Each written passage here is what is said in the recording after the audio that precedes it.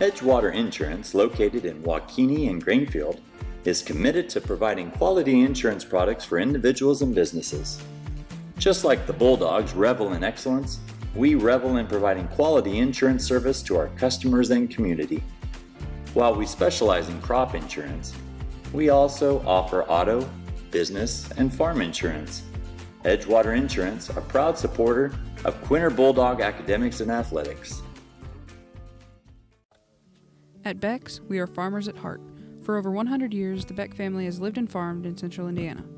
We are proud to announce Saline River Seed, your dedicated Beck's dealers now serving farmers in northwest Kansas.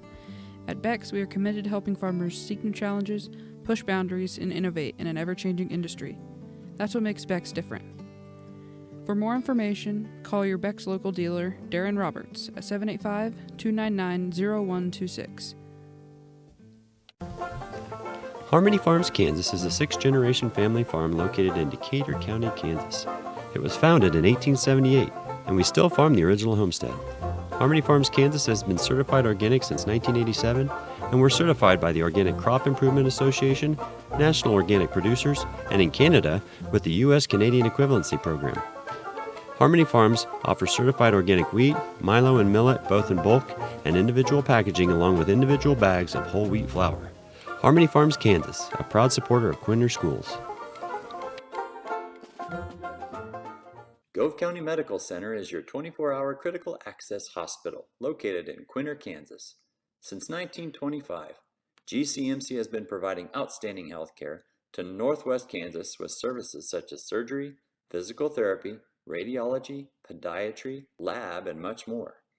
For the right care, at the right time, in the right place close to home, call 785-754-3341.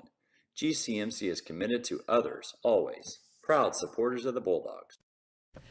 Kinder Sawyers Barnes is your Farm Bureau agent, serving the area since 2008. Give her team a call today to learn how they can make it easy to protect things that are most important to you: your home, family, farm, and future. Kinder's team is committed to offering quality products and exceptional service. If you have questions, they are just a phone call away. Kinder appreciates the opportunity to earn your business, and she and the team look forward to showing you how simple insurance can be.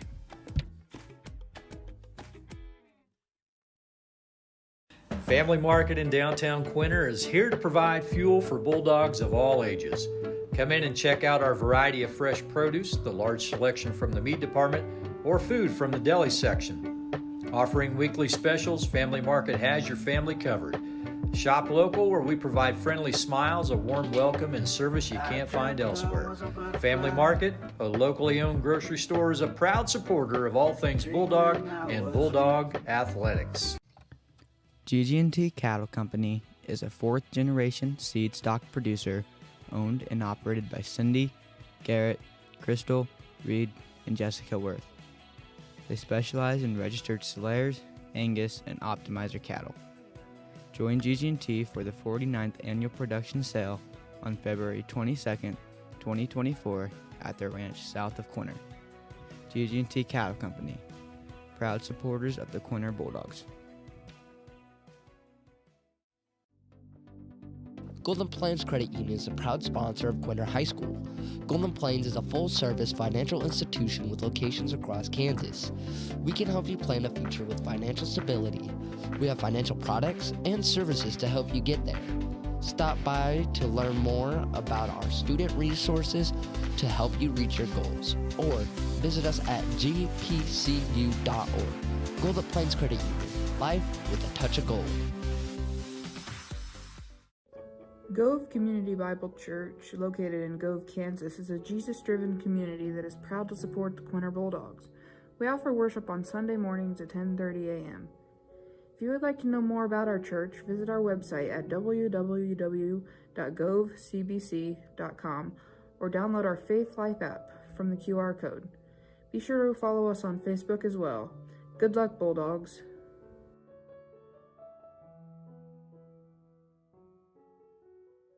Located south of Park, Daryl and Frina Kaiser, along with sons Luke, wife Zoe, Dalton, and Trevor, are proud to support the next generation of area farmers and ranchers. The Kaisers raise cattle, corn, and wheat while offering custom farming needs and providing elite, time-tested genetics for their registered Angus herd. With added value in mind and new marketing opportunities, Daryl and the boys believe their breeding program is the one to take your herd to new heights. Join the Kaisers at the 25th Annual Production Sale on the ranch on April 3rd, 2025. Man Farms is your local AgriGold agent. For over 80 years, AgriGold has delivered quality corn and soybean seed to growers with unmatched genetic innovation and performance, utilizing local in-field trials to gain first-hand knowledge of the best product lines for the area. Let us help you with your seed selection decisions. Offering direct shipping or local seed delivery services for your seed needs. For additional information, call Shane at 785-299-0510. Man Farms and AgriGold, proud supporters of the Bulldogs. Selensky Land and Cattle Inc. and Circle S Trucking of Park, Kansas proudly support all Bulldog activities and athletics. Curtis and Kelly, lifelong residents of Gove County, have been in the farming and cattle feeding business for over 30 years, proudly running their family business to this day. They operate a cattle feed yard and also grow wheat, corn, and livestock feed. Circle S Trucking, led by Carson Selensky, has been actively hauling needs of the local area for silage, grain, and manure for 2 years. Selensky Land and Cattle and Circle S Trucking would like to congratulate and support the Bulldogs throughout the successful year and wish them the best of luck. Smoky Hill Ag is your precision ag service dealer. They offer customized agronomy for your farm, providing precision fertilizer applications with custom chemical blends. Smoky Hill Ag will create recommendations specific to each farmer's needs. With local service and competitive prices over the past 15 years, Smoky Hill Ag provides local ownership, management, and employment with community involvement. Trust them for all of your customized agronomy needs. Smoky Hill Ag, a loyal supporter of Quinter High School. Wagner Manure Spreading LLC was established in 1997 with just 2 spreader trucks and 1 payloader. It has grown into a family-owned business in western Kansas. The Wagner family, with owners Greg and Yvonne, sons Toby, Tyler, Tanner, and their families, all specialize in the stockpiling and spreading of manure. They're also available for any of your hopper bottom needs, including grain, dry fertilizer, etc. If you need pins cleaned, we have plenty of payloader experience, as no job is too big or too small. So contact Wagner Manure Spreading LLC, proud supporters of the Bulldogs. Yep. Excuse me. What? Jeez, man.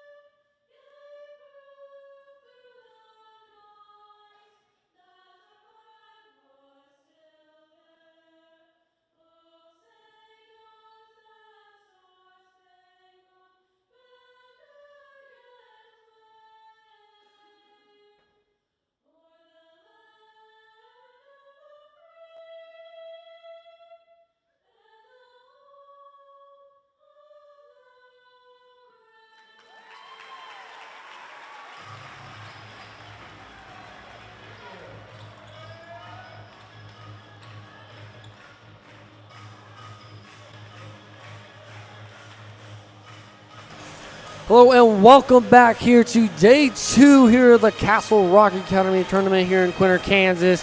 For today's matchup, we're gonna have your women's Quinter Bulldogs playing here the Dighton Hornets. Both teams winning on Tuesday advance here. Quinter beating Pawnee Heights 74-18 and Dighton beating Ellis 47-33. So both teams having a win here. Both teams undefeated so far this season. And Dighton will win the tip to start the game.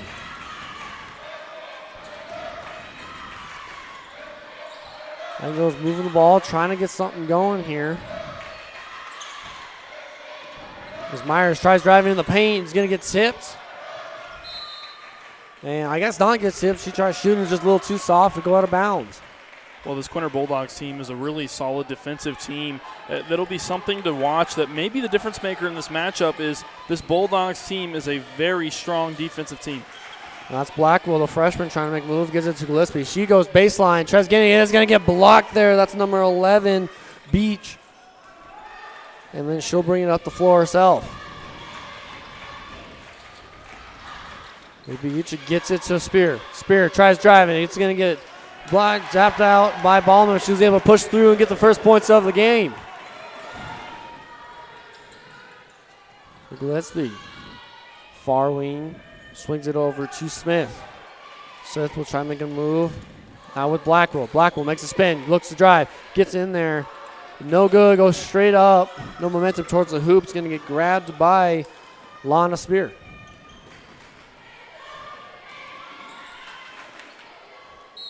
And lose the ball over there as a lose it.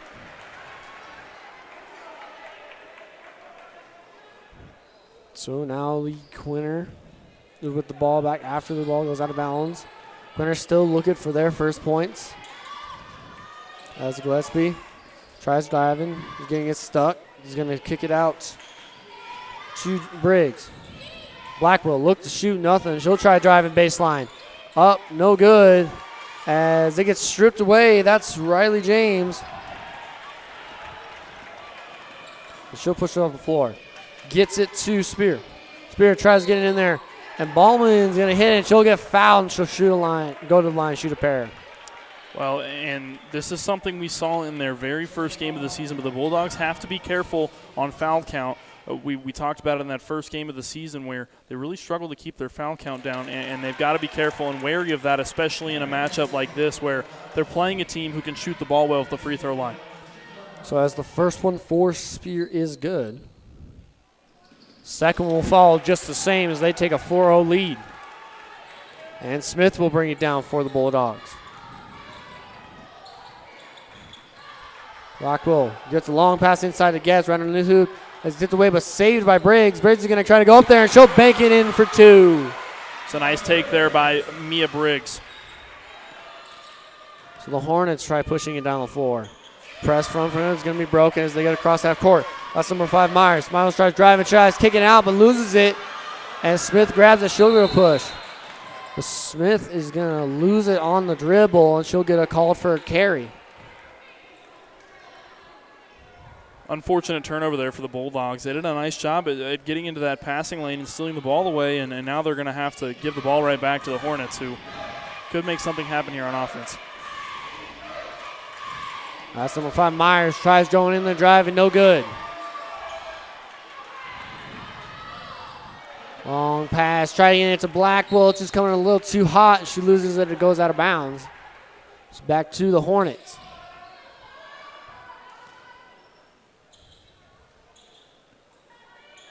So we have the press on from the Bulldogs as the Hornets just slowly play back and forth as they now get across half court. Into the corner is Zimmerman. Now she dribbles out and gives it to James. James tries going in but loses it. But able to recover. Is going to get tipped away by Smith. Grabbed by Briggs. Briggs going all the way. And she'll put it in there for 2. Briggs already with 4 points on the night, and this Quinter team is such a fast team. That's going to be something to watch there is those fast break points. That's where the Bulldogs score a lot of their points on offense. And Spear trying to go up there for her own 2 is going to be no good, but it's going to go off of Bulldog out of bounds. We're going to sub in here. We got Ella Grumbacher coming into the game for Smith. She'll be each in the corner. Gets it outside to James.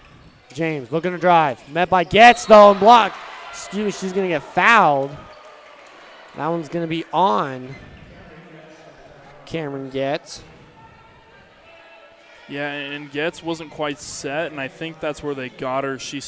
Looked like she went straight up, and it looked like she may have gotten the ball, but I think in that circumstance, because she came down on top of the player, is where they got her on the foul. So first one for James is no good. Second one will sink, though. She gets her first points of the game. Briggs trying to get Blackwell. That one a little high. Blackwell saves it as Cameron gets it, gives it to Briggs. Briggs a little too hard off the glass. Fight for rebound. Blackwell with it. And she's going to get fouled and goes down a little too hard. Yeah, she took a hard fall there to the hardwood. She came straight down on her elbows, and I can't imagine that felt very good. She had two Dighton defenders that came down on top of her right there. Looks like they're going to get number 24, Carly Spear, on the foul. First one for Blackwell is no good.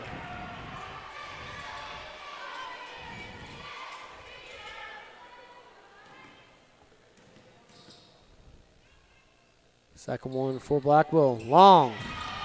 So no point added points there.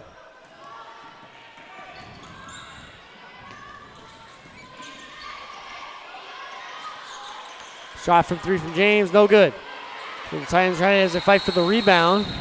And it's going to end up in the first jump ball as it's going to be Quinters.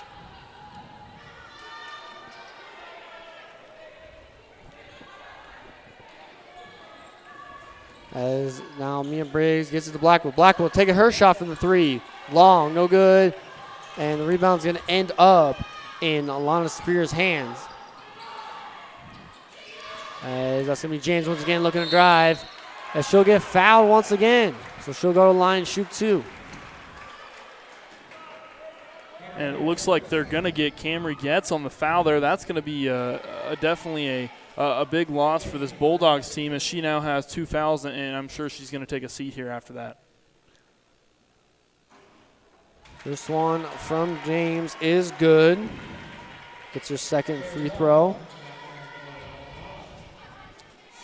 And because this Dighton Hornets team just has height and size over them, the Bulldogs are certainly going to have to find their way to get into the paint and get some rebounds to be able to try and outsize this Dighton team.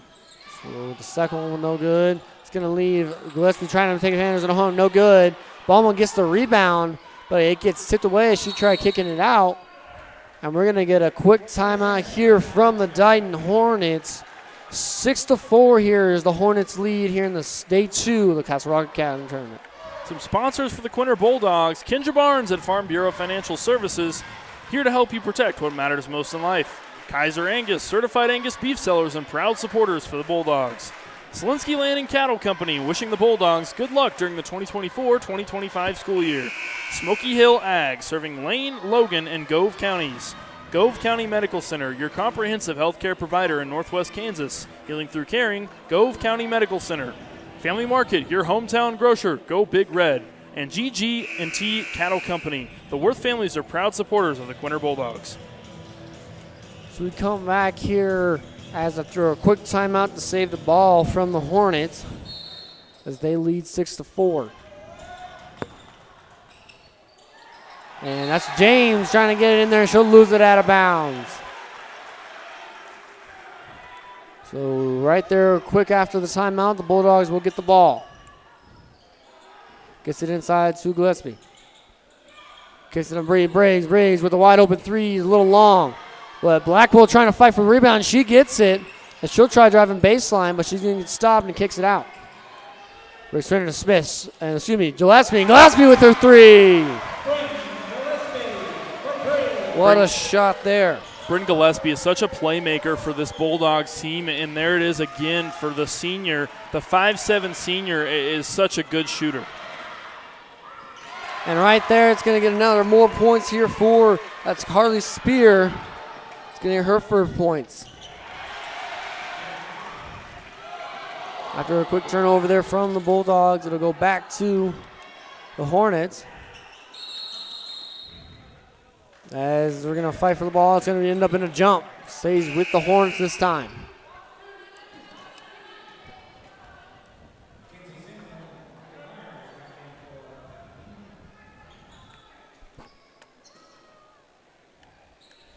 The Hornets leading 8-7 with just 2:45 left to go in the first quarter.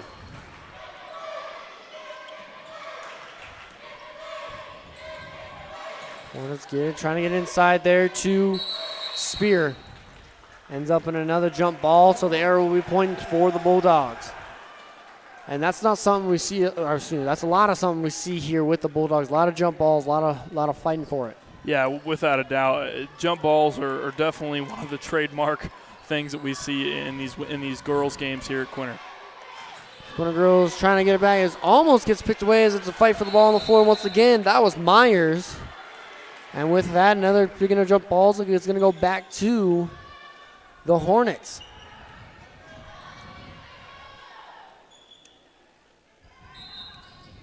Moving inbound, still have the full court press from the Bulldogs. As it's one-on-one here, Myers guarded by Grunbacher as they now are able to get inside. That's the corner to Spear. Spear gets it to Zimmerman. Zimmerman back inside the lane. Spear gets it up off the glass. Tough shot to make it in. Extending their lead 10-7. And that was Gillespie trying to get inside. It's going to get deflected and grabbed by Zimmerman. Zimmerman to Myers. Myers will push up. She'll kick it outside. Zimmerman with a shot from the three. Misses the rim entirely and will go out of bounds. And it'll be back to the Bulldogs. So Rainey Smith will come in for Grunbacher.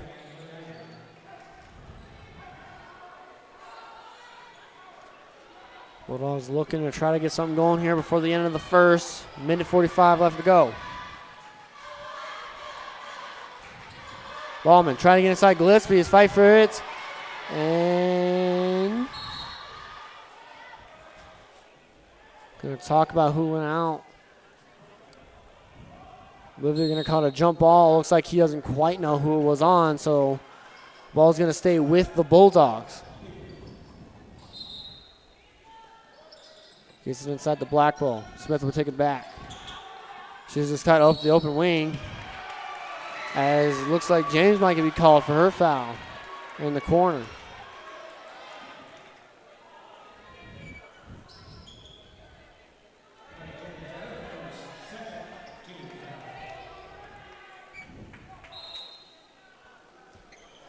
So now Briggs with it. She gets his Blackwell. Blackwell takes a shot. She'll drive though. She'll go up in there and she'll get fouled. And she'll go to the line and shoot a pair. That was a good take there from Blackwell. She recognized that she wasn't quite set in the paint. It was Carly Spear, and that'll be her second foul. She noticed that Carly Spear wasn't quite set, and so Blackwell just took it straight at her. And she does that so well because of her speed. And because of her speed, she was able to take advantage of the fact that Spear wasn't quite set yet. And from there, it was easy pickings to draw the foul. So both free throws from Blackwell are good as she'll go take a break on the bench.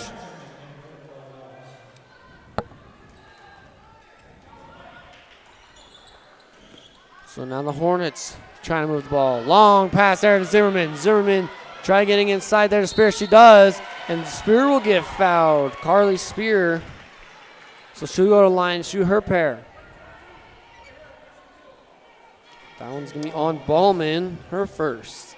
That's actually Ballman's second. So I would imagine she'll probably go to the bench after that as they've got to manage her foul count. Looks like no one's checking in for her, though, so she's got to make sure she manages her foul count as she is at 2 now. And one of the things about that is Getz and Ballman like to switch out a lot. So with both of them having 2, definitely puts the Hornet Bulldogs in a situation. It's the second one there from Spears, no good.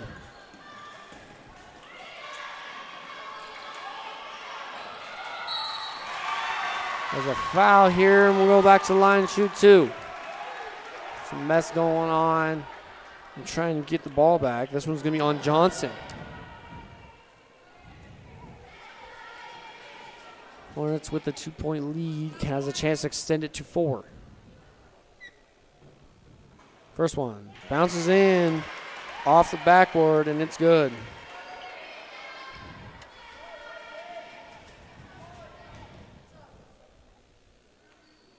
Second one off again, but this time rebounded by Smith.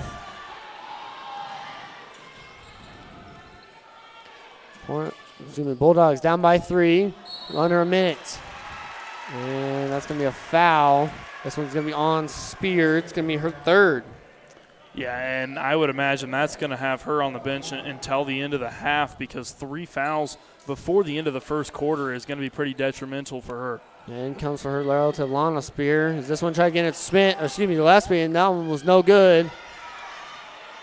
As now that's Myers with it, bringing it down. Finally gets it to James. James trying to make a move. Gets it Zimmerman in the corner, 3. Long. Rebounded, though, by Beach. As this one gets tipped out of bounds, it'll stay with the Hornets. So, and I'm a little confused because, I guess that's Quinter that's at 5 fouls. I was a little confused there. I thought that the Hornets were at 5 fouls after that last foul, but. So with that, and then with the Bride trying to make a move was Beach. She'll get a call for a travel. It's going to go back the other way.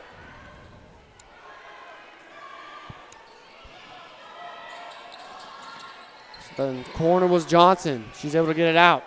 15 seconds left to go. That's Zorg trying to get it inside. It's going to go off of a Hornet out of bounds. 11.9 left to go here in the first quarter.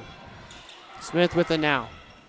Tries dribbling around. Gets tipped, and once again by a Hornet. That one time was Beach. 6.8 left to go.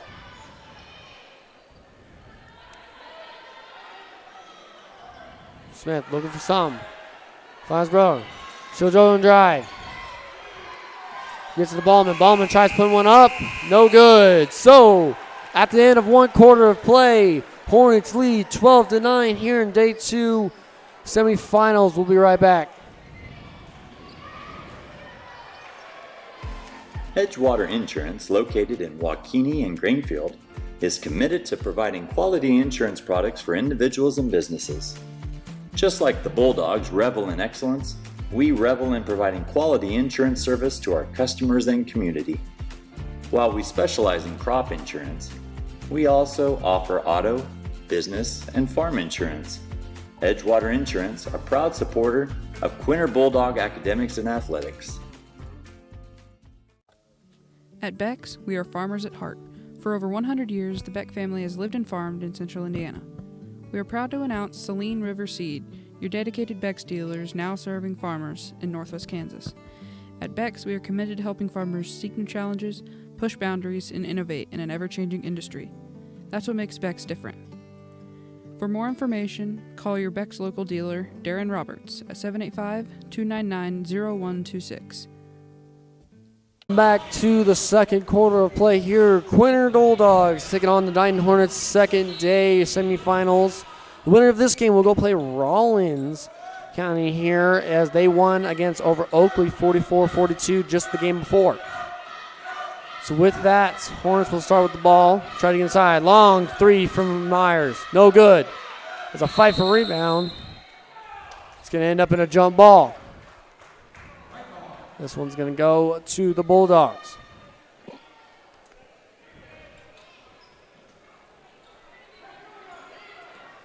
So Briggs will bring it up for the Bulldogs. As we have Getz down low. Remember, she's got 2 along with Ballman, who also a low player, with 2. As Blackwell tried kicking it out. It looked like she may have gotten a little hit there trying to pass it out and lost the ball with it. Either way, it's going to go to the Hornets. Well, and to your point about the post players with racking up those foul counts, The Bulldogs have got to be really careful and conserve their post players if at all possible due to the size of this Dighton Hornets roster has. So a 3 from Beach, no good. Russ and the Bulldogs going for a push. Gets down low on the glass. She makes a stop. Missed it off the rim, though. Gets her own rebound. And she'll get fouled trying to go up. Well, that was a good job from Camry Getz to not give up on that particular play because she missed that first open layup that probably could have gotten pretty frustrating for her if she missed that. But because she went back up for the rebound, it allowed her to get to the free throw line. As the first free throw for her is going to be good. It's going to be her first points of the night coming from the free throw line. Second one's going to be short, though. And another fight for the rebound will end up in another jump ball.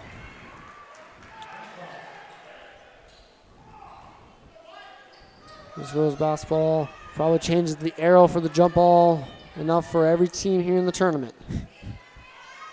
With that, now the Hornets doing their passing once again to get across half court, and they do.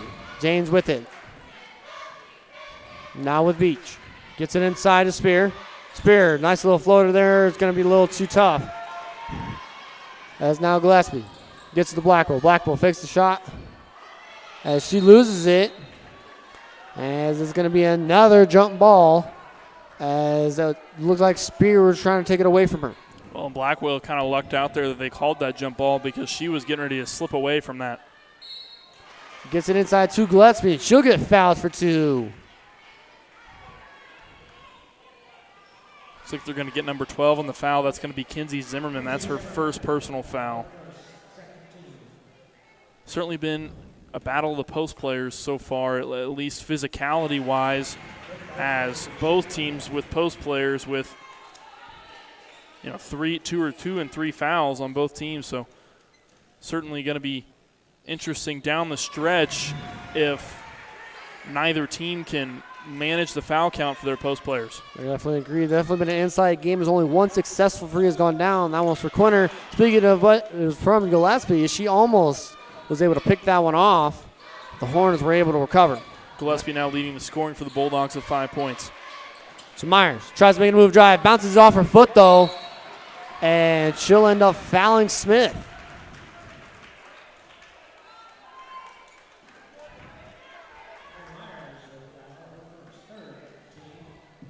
That's already the third team foul of the quarter for the Hornets. And so the Bulldogs have really got to start going at the Hornets and see if they can take advantage of this and maybe get in the bonus.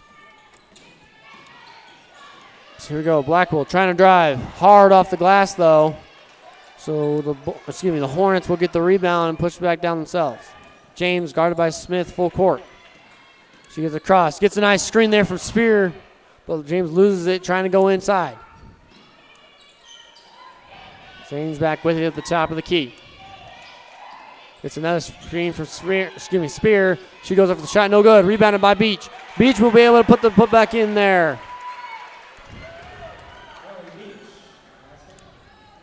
So with that, Hornets lead 14-12 here. About 5:32 left to go in the half. Inside the Getz. Getz gets it, but it's going to get blocked by Spear. And Spear's able to recover it. If it's coming in here, Zimmerman, long 2. Bounces and gets the good bounce, so it's good.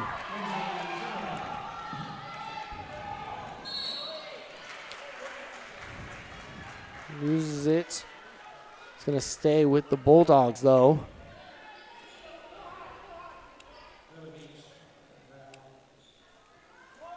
They're going to call a foul on Beach.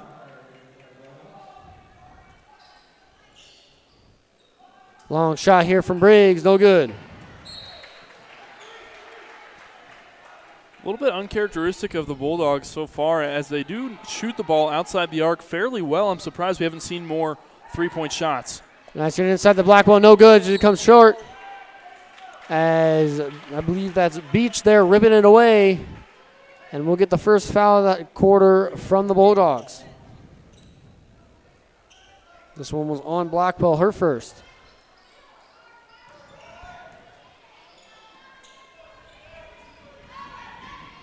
Hornets batting back and forth. This one's going to be a little long as Briggs got in the way and scared Beach. It'll go back to the Bulldogs. And we're going to get a full timeout here from the Quinter Bulldogs. Hornets lead 16-12. A few more sponsors for your Quinter Bulldogs. AgriGold Seed and Man Farms, helping feed the Quinter Bulldogs and the world. Gove Community Bible Church, a Jesus-driven community. We support the Quinter Bulldogs. Saline River Seed, contact Darren Roberts, your Beck's area seed dealer. Farmers and Bulldog fans at heart. Wagner Manure Spreading, proud supporters of the Quinter Bulldogs and thrilled to help spread Bulldog pride. Harmony Farms, organic farming that is in harmony with nature. Edgewater Insurance, for all your insurance needs, contact Edgewater Insurance in Waukegan and Grainfield. Golden Plains Credit Union, encouraging students to go for gold on the court, field, and in the classroom. Kincher Barnes at Farm Bureau Financial Services, here to help you protect what matters most in life. Kaiser Angus, certified Angus beef sellers and proud supporters for the Bulldogs. Solinsky Land and Cattle Company, wishing the Bulldogs good luck during the 2024-2025 school year. As we are ready to continue the first half action of the Bulldogs semifinals, like I stated earlier, whenever this will go play Rollins, that game will be around 5 o'clock tomorrow. So the Bulldogs will get the ball back after their quick timeout. She's going to be met in the corner. That was Briggs. And they're going to say she stepped out of bounds, and it's going to go the other way. Bulldogs have got to do what they can to try and cut out those unnecessary turnovers, especially against a team where every possession really counts. The spear long there, gets just outside the block, no good. Rebounded by Gillespie, she'll push it quick. Tries to get a Blackwell, she does. Blackwell finally gets it off the glass and gets it to go. That was a great dish by Bryn Gillespie. The vision down the court to have that bounce pass into Blackwell, and then Blackwell with the composure to finish at the rim. So here we go, only trailing by 2 now. As I believe it was Blackwell trying to get the ball back, she'll get called for a foul. And that's going to be Blackwell's second personal foul. She's got to be careful now. She does not want to pick up a third foul before halftime. That's going to put 3 people on the Bulldogs with 2. Blackwell, Ballman, and Getz. Spear trying to get inside. It's going to be a little too hard. No good. Long pass down there, trying to get it to Grunbacher. No good. It'll go back quick the other way to the Hornets. So Myers with it now. Trying to get as we're now halfway through the second. 4 minutes left to go here in the half. Myers trying to work on Blackwell. They finally get across half court as James working on Grunbacher. She'll try to go to the block. Met by Getz. But she says she's going to get fouled. And it's good. So with that, she'll get a chance to go to the hole to make it a 3-point play. As soon as you go to the line.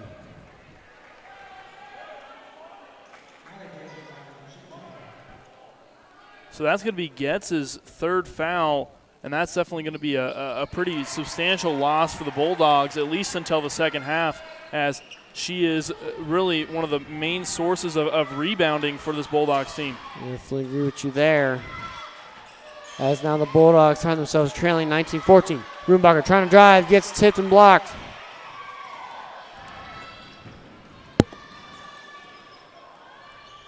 So now that's Beach at the top. Gets it all the way across to Myers. Myers from 3. And it's good. Nothing but net for her.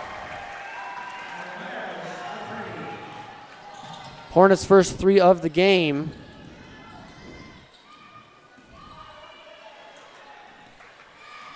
As gets inside the Ballman. Ballman tried doing it a little off of the glass.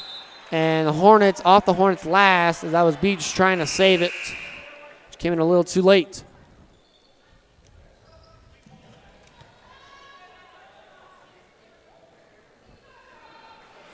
Question for subs, but nothing. No change on the lineups. 3 minutes left to go in the half. Grunbacher tries to get into Briggs, going to get away by Myers as Briggs tried doing it back too quick. And they're going to call Grunbacher on a quick foul.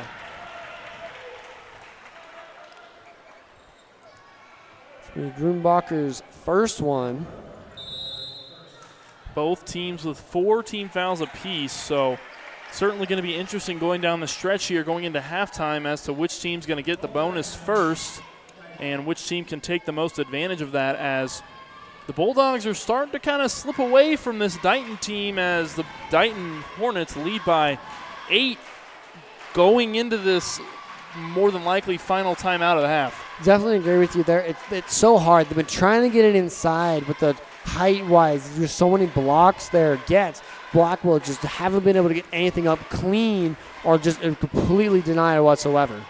Yeah, and I think if you're the Bulldogs, you've got to look to shoot it on the outside the arc. You've got to utilize a Gillespie that can shoot the ball really well outside the arc and let her kind of take over, because once she gets going, she kind of just takes over a game. And I really think that tonight is one of those nights where they need her to show up and take over a game like that. And I think that if they can really crutch off of her, she's already knocked down 1-3 on the night. It's her only attempt on the night, actually, and she knocked it down. And I think if the Bulldogs can look to get outside the arc and try to fire in some threes, they're going to start cutting away at this lead pretty quick. I agree there again. Playing smart. You see they pulled off the press there to try to avoid any more fouls on that, which is actually really smart. They kind of set up in a 1-2-2 zone defense. Ballman got the block there. That was Spear.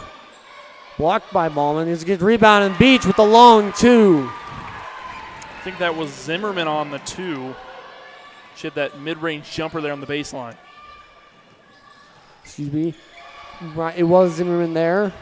But Bulldogs need to find an answer. Blackwell tries driving, finds Smith. Smith's turn to drive. Kicks it. Long shot here, and it's good. Give that one to Briggs. They needed that. Briggs already with 7 on the night. She has really been a big source of offense for this Bulldogs team. James tries driving, and her 2 is good. Nice little pull-up jumper there from Riley James. The confidence to go into that from the mid-range is really nice. Briggs with it, finds Blackwell. Blackwell, long pass inside to Ballman. Ballman crosses to Gillespie. Gillespie makes a move. Nice little floater. No, doesn't get the back of the rim. Rebounded by Spear. As now we'll have Myers bring it back down for the Hornets.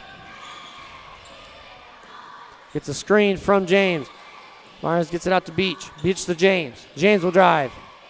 She'll go up hard off the glass. No good. Gets to the Briggs, trying to push it quick. Smith down low and up, and it's good for 2. Serenity Smith with her first points of the night. If the Bulldogs can keep getting points in transition like that, they're going to start cutting away at this Hornets lead real quick. Definitely agree. They got to play some good defense here. As that's going to be Zimmerman. Try driving, and a foul's going to come. This time it's going to be on Ballman, and that's going to be her 3rd foul. Yeah, that's going to be very problematic for this Bulldogs team. They've got 2 post players with 3 fouls apiece. That is going to start to become an issue, especially against this Dighton team that has a lot of size. And really what got Ballman there is she didn't keep her feet grounded. She jumped. Her arms were straight up, which was okay. That was good. But because she jumped on that particular play, that's what got her in trouble there on that foul. And if she would have just kept her feet planted, she would have been okay. And both of those from Zimmerman are good. She's going to rack up a total of 6 now. It's under 60 left to go. Bring it Briggs. Trying to drive. It's going to come up short. Trying to make some plays against this tough inside defense. That's Gillespie tipping it out of bounds. Good hustle from her. Gillespie playing pretty smart. She's got 5 of 9. No fouls from her personal. Long pass there, grabbed by Blackwell. Blackwell, the freshman, and it's good for another 2. Blackwell, such an explosive player for this Bulldogs offense. If they can really utilize her to be a sort of a pickpocket role, they can really start to crack this Dighton offense. As that's going to be James trying to drive. She'll lose it. It's going to end up in a jump. That's what they're going to call it. So it's going to stay with the Hornets, 28-21. 27 left to go in the half. Long pass out there trying to get to James. Briggs is there to make it trouble for her. Myers trying to make something happen. Gives it to Zimmerman. Zimmerman set out far. Wasting time. Gets it inside the Spear. Spear almost loses, but is able to cover. James now trying to drive. Kicks it to the corner for Beach. Beach from three. And it's good.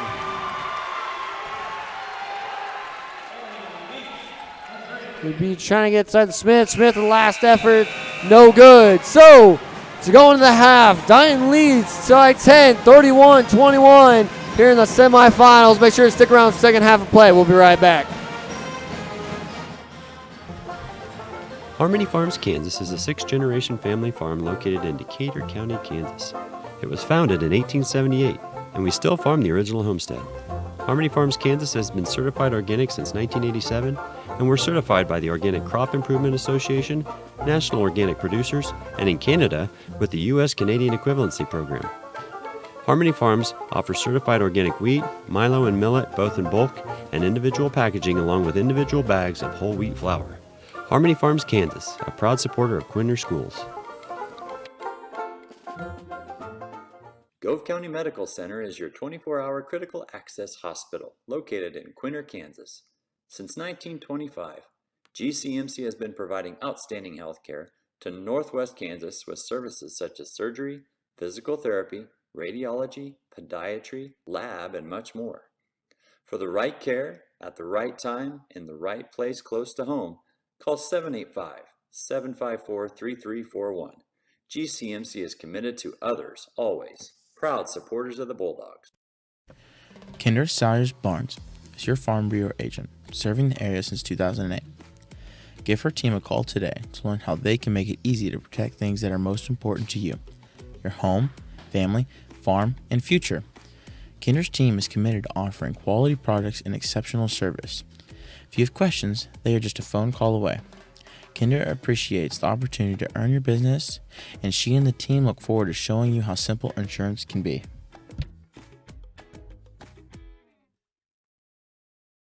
Family Market in downtown Quinter is here to provide fuel for Bulldogs of all ages. Come in and check out our variety of fresh produce, the large selection from the meat department, or food from the deli section. Offering weekly specials, Family Market has your family covered. Shop local, where we provide friendly smiles, a warm welcome, and service you can't find elsewhere.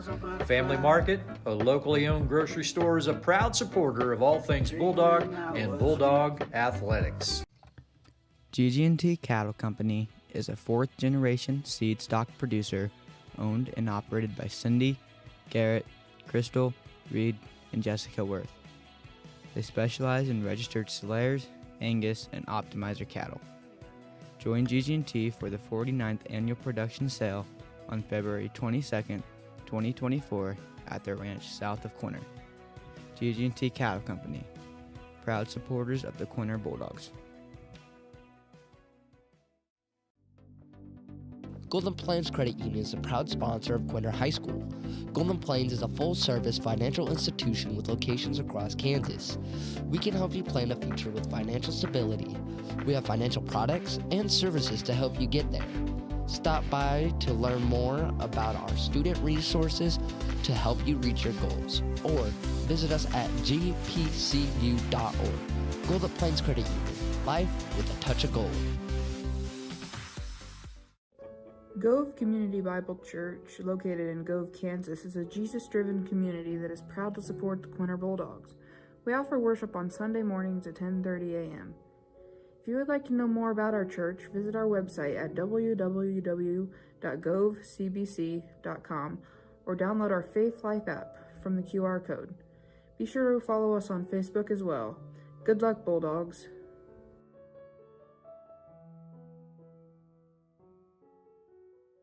Located south of Park, Daryl and Frina Kaiser, along with sons Luke, wife Zoe, Dalton, and Trevor, are proud to support the next generation of area farmers and ranchers. The Kaisers raise cattle, corn, and wheat while offering custom farming needs and providing elite, time-tested genetics for their registered Angus herd. With added value in mind and new marketing opportunities, Daryl and the boys believe their breeding program is the one to take your herd to new heights. Join the Kaisers at the 25th Annual Production Sale on the ranch on April 3rd, 2025. Man Farms is your local AgriGold agent. For over 80 years, AgriGold has delivered quality corn and soybean seed to growers with unmatched genetic innovation and performance. utilizing local infield trials to gain first-hand knowledge of the best product lines for the area. Let us help you with your seed selection decisions. Offering direct shipping or local seed delivery services for your seed needs. For additional information, call Shane at 785-299-0510. Man Farms and AgriGold, proud supporters of the Bulldogs. Selensky Land and Cattle Inc. and Circle S Trucking of Park, Kansas proudly support all Bulldog activities and athletics. Curtis and Kelly, lifelong residents of Gove County, have been in the farming and cattle feeding business for over 30 years, proudly running their family business to this day. They operate a cattle feed yard and also grow wheat, corn, and livestock feed. Circle S Trucking, led by Carson Selensky, has been actively hauling needs of the local area for silage, grain, and manure for 2 years. Selensky Land and Cattle and Circle S Trucking would like to congratulate and support the Bulldogs for that successful year and wish them the best of luck. Smoky Hill Ag is your precision ag service dealer. They offer customized agronomy for your farm, providing precision fertilizer applications with custom chemical blends. Smoky Hill Ag will create recommendations specific to each farmer's needs. With local service and competitive prices over the past 15 years, Smoky Hill Ag provides local ownership, management, and employment with community involvement. Trust them for all of your customized agronomy needs. Smoky Hill Ag, a loyal supporter of Quinter High School. Wagner Manure Spreading LLC was established in 1997 with just 2 spreader trucks and 1 payloader. It has grown into a family-owned business in western Kansas. The Wagner family, with owners Greg and Yvonne, sons Toby, Tyler, Tanner, and their families, all specialize in the stockpiling and spreading of manure. They're also available for any of your hopper bottom needs, including grain, dry fertilizer, etc. If you need pins cleaned, we have plenty of payloader experience, as no job is too big or too small.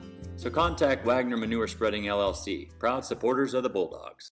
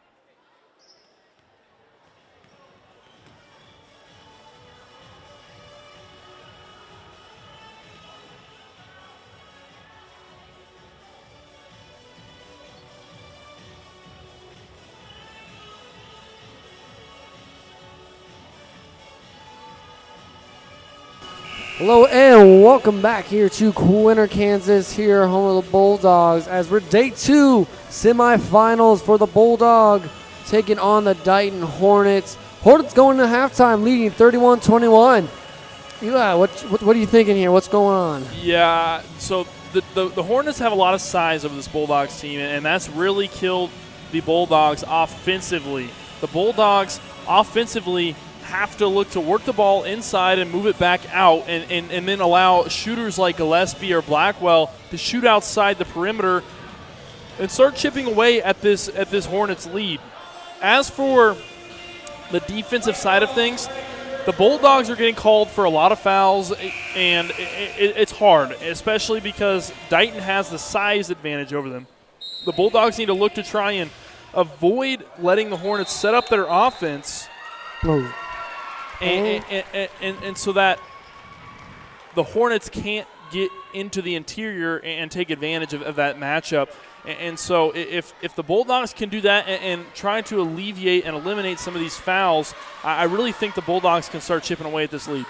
So after a quick turnover from the Bulldogs, we'll get Spear inside, no good. Rough start for the Bulldogs. They're going to try to make it up here. Trying to get inside to Getz. Getz off the glass, good. They'll get the first points off the half. That's exactly what they need out of Getz. She is really their only size advantage in this entire matchup, and Getz has to use her size, her advantage, to put some points up on the board for the Bulldogs. Loose ball. Trying to get it there. It's going to end up in Blackwell's hands, and she's going to get fouled trying to go up for it.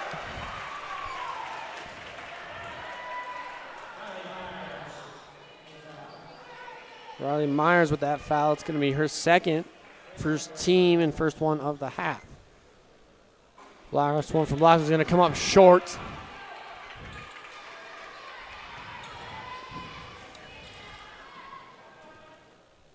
Blackwell's second.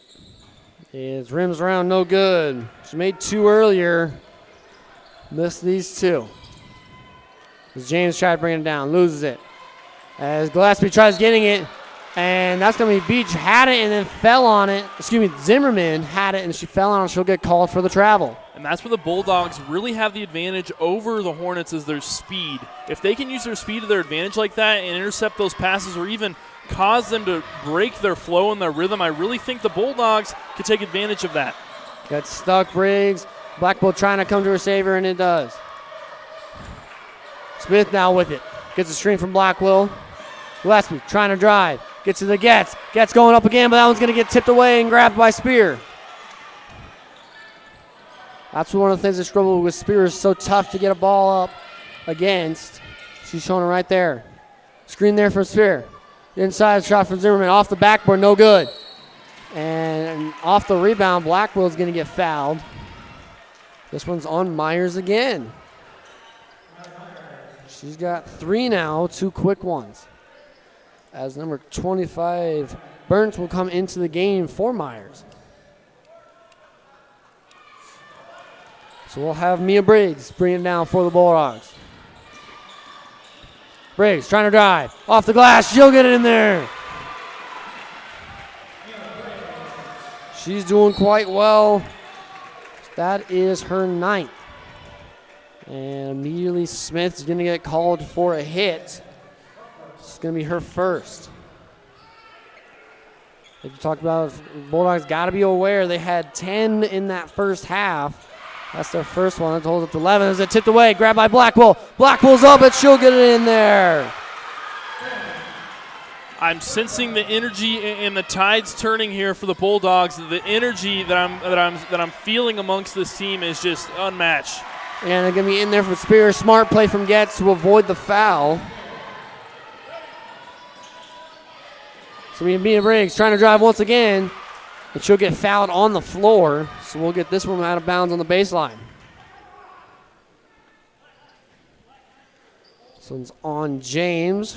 Her second. She's been pretty big here tonight. Yeah, she has. She had 8 points in the first quarter, or excuse me, the first half of play for the Hornets. And if the Bulldogs can really go at her and try and work on her foul count and see if they can get her fouls up, that could be something they could really take advantage of. Three from Briggs, no good. Rebounded by Gillespie. So now gets it. Gillespie gets it inside to Getz.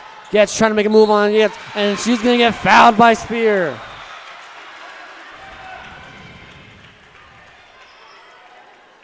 And And that'll be Lonnie Spears' first foul. Her sister and Carly Spear has 3. We haven't seen her much this game as she picked up 3 fouls pretty early. Indeed. Spears been big, though, down low. Again, surprising for her size and what she's been doing to only have 1 here to get in the second half. First one was no good. Second one falls. Smith gets it, though. Rebound, and she'll get it in there.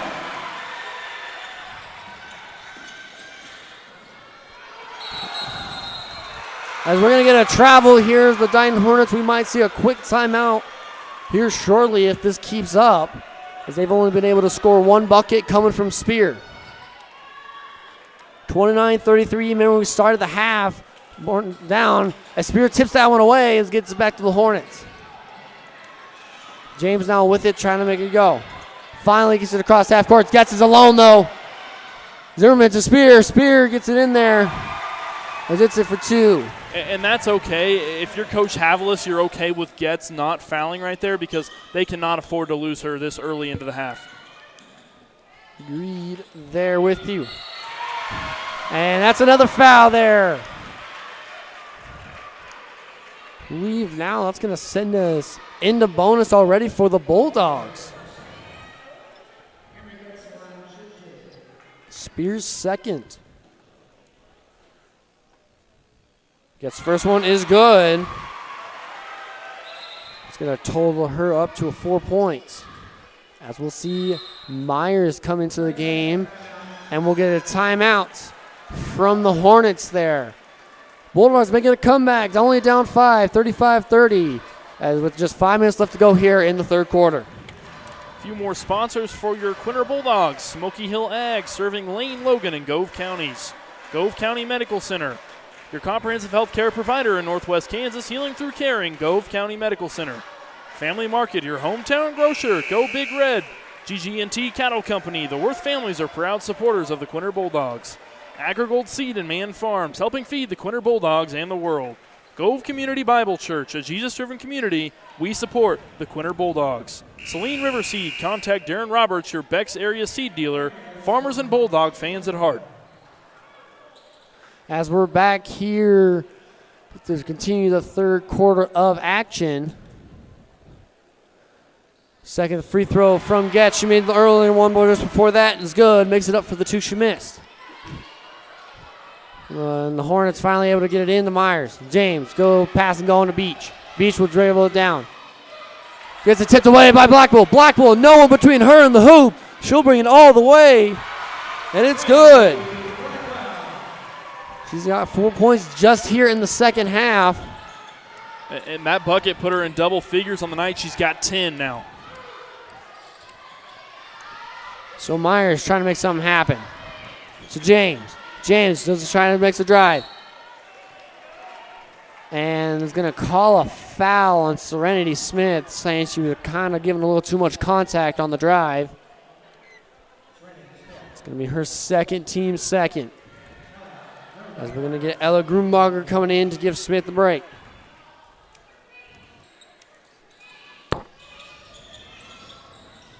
Trying to find it, finally gets inside Spear. Spear, no good on the shot. Getz trying to fight for it, and she'll get fouled. It's going to send Getz to the line. Getz is having a phenomenal second half. To start the second half, she's only got 5 points on the night, but her impact is more than points. It's rebounds, it's drawing fouls, it's playing good defense, and right now, Camry Getz is rising to the occasion. Gets third time to the line. She missed the first 2, made the second 2, and missed that one. She's trying to cut it now to 1, and she does. Almost halfway through the third quarter, as trying to inbound was James, and Blackwell will kick it out of bounds. Seeing a lot more energy out of the Bulldogs, seeing it playing a little smarter as Beach gets it to Zimmerman. Zimmerman to Myers. Myers and Getz. Spear. Another dip to Spear. That's the only points they've gotten here in this second half is just quick passes here to Spear. Gets it to Getz. That one gets blocked by Spear. Gats finally gets a rebound. Long two from Roombacher, and it's good!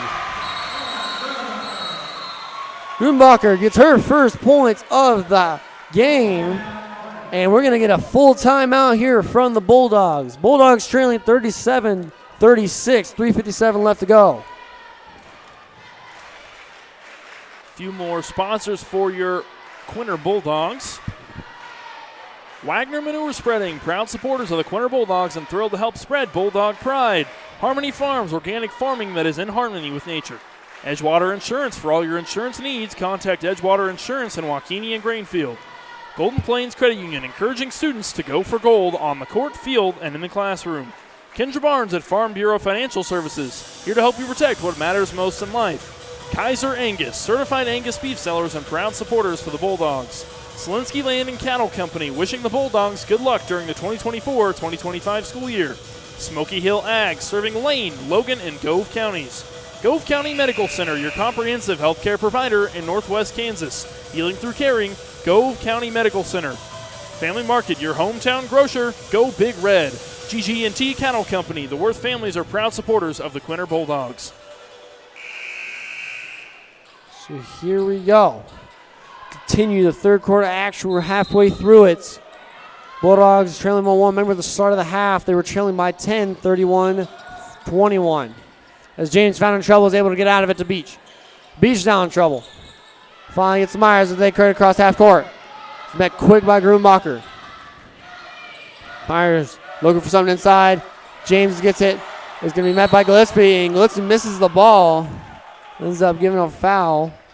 And that's one of the people that is all right to. That's going to be her first.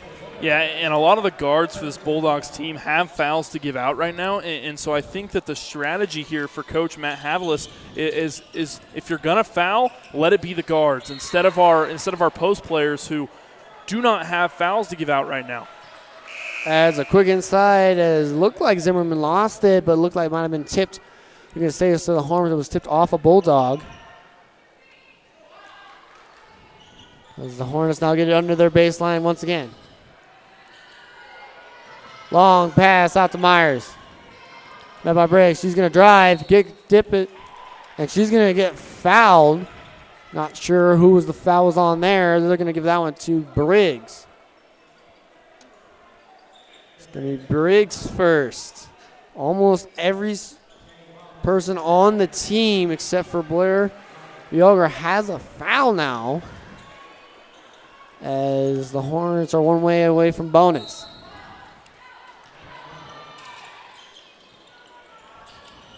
Pass there.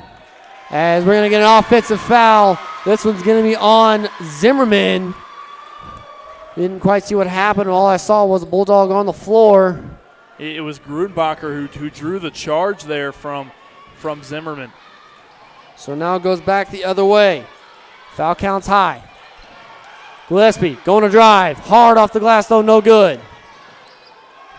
As Beach finds herself in trouble, and that's going to be Zimmerman losing the ball off the pass, as there was a miscommunication between her and Myers.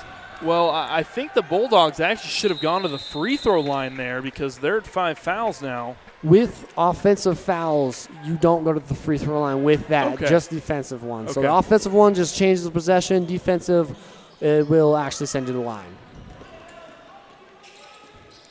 So with that, we're going to have, I believe that's Grumbacher there, trying to make a move inside. Goes up. And they're going to say she's going to get fouled. That was number 21, Carly Spear. And that's not someone she wants. That's going to be her. That's her 4th foul. 4th foul. Yeah, Carly Spear picking up her 4th foul. That's the other player that they really have a size advantage, at least for the Hornets. But she's going to have to come right off now because she's got 4 fouls. She's one away from fouling out of the ballgame. As the first one for Grumbacher is good.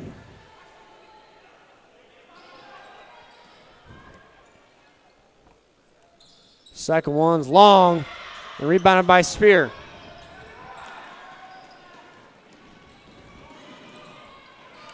So now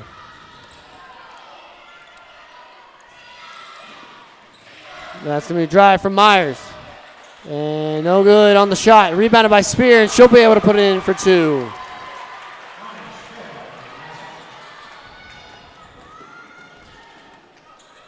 Spear racking up the points. There's a shot there, no good. Grabbed by Spear. And it's going to be a foul on Gillespie. And one of the things we're seeing a lot here, a lot of fouls here, is definitely some, like, for lack of better, just a little soft contact. There's something they got to be aware of as a player is if they're calling it a little hit on the arm or a tap, something like that, they got to be aware, hey, we got to keep our hands up. So both of them, no good from Spear.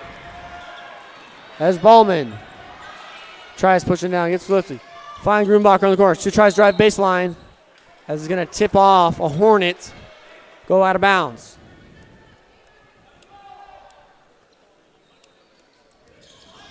Long there to Ballman. Ballman to Brewer. Brewer drives, no good. She gets her own rebound. 3 from Gillespie, and it's good! And that is something that they haven't done much tonight is shoot the 3 ball, but man, when Bryn Gillespie shoots the ball from outside the arc, it is something special. Speaking of Bryn Gillespie, she gets the pick off, and now it's going to be Brower with it. Yoger with it, excuse me. And that's going to be Johnson for 3, no good. Rebounded by Brewer. She's doing really well getting those rebounds.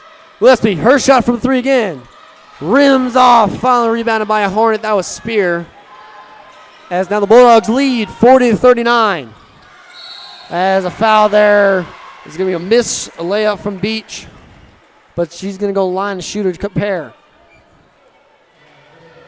They're going to get Blair Boger on that foul. That'll be her first personal. So she's okay. She's not one that has to watch her fouls.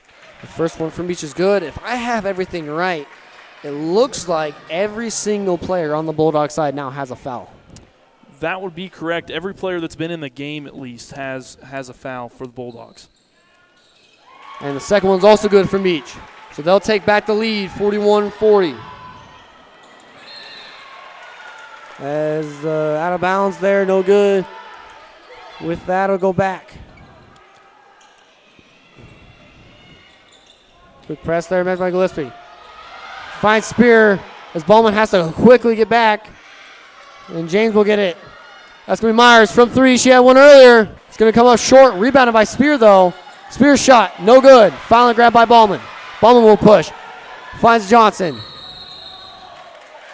And they're going to get her for a double dribble. As we're going to get a almost full line change here for the Bulldogs. Everyone except Bryn Gillespie. And I think that's a smart move here. That this team was a little bit undersized in that last lineup. I think now that they've got a little bit more size on the floor, I think they're going to find a little bit more success here. I have to agree with you there as Bryn Gillespie is able to tip that one out of Zimmerman's hands. Goes out of bounds. It goes down the floor just a little bit.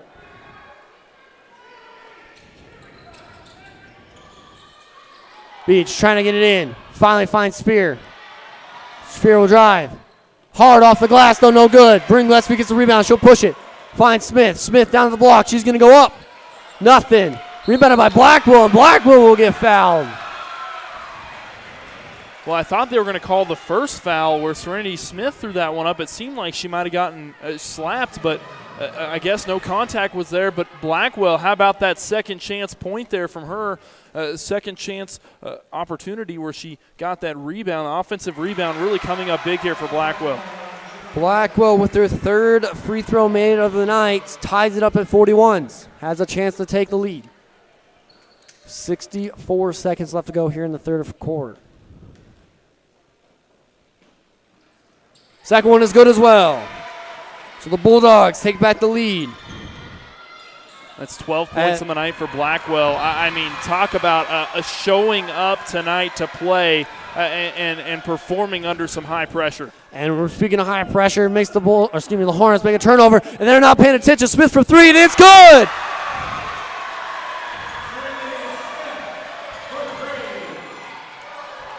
Extending the lead, 45 is now under 50. Is it tipped away by Smith? Gillespie now with the push. She's going to take it all the way. Tipped away by Beach, though. And she's going to get fouled from Smith. And that's going to send her to the line. It's going to be Smith's third foul. Something I will commend this Bulldogs team on is this entire game, both teams have been getting called for little tippy-tappy fouls at times, for lack of a better word, kind of soft-touch fouls. And the Bulldogs and the Hornets both have done a really nice job at not showing too much of a reaction to the referee, because a lot of times that will kind of make a referee have your number for the remainder of the game, and they've done a nice job. Both teams have done a nice job at trying to avoid reacting too much to those fouls. First one from Beach is no good. Second one was. So cutting the lead to 3. We got 35 left to go. Ballman came in for Gillespie, giving her a break. So Blackwell let her set up. They're going to try to get to one shot here and run the time. Hornets not looking really to run it, to get the ball back quick. The clock's now at 20. Briggs tries making a move, finds Smith. Smith inside to Getz, goes up off the glass, rolls off the rim, and a fight for the rebound results in a jump ball, and the arrow will be pointing for the Hornets. 13 left to go here in the third quarter.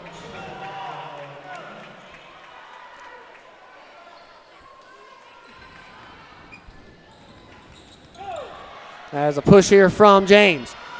He's going around, and Smith reaching across, trying to cut her off. It's going to be Smith's fourth foul. It's going to be the first Bulldog with 4 fouls for the Bulldogs.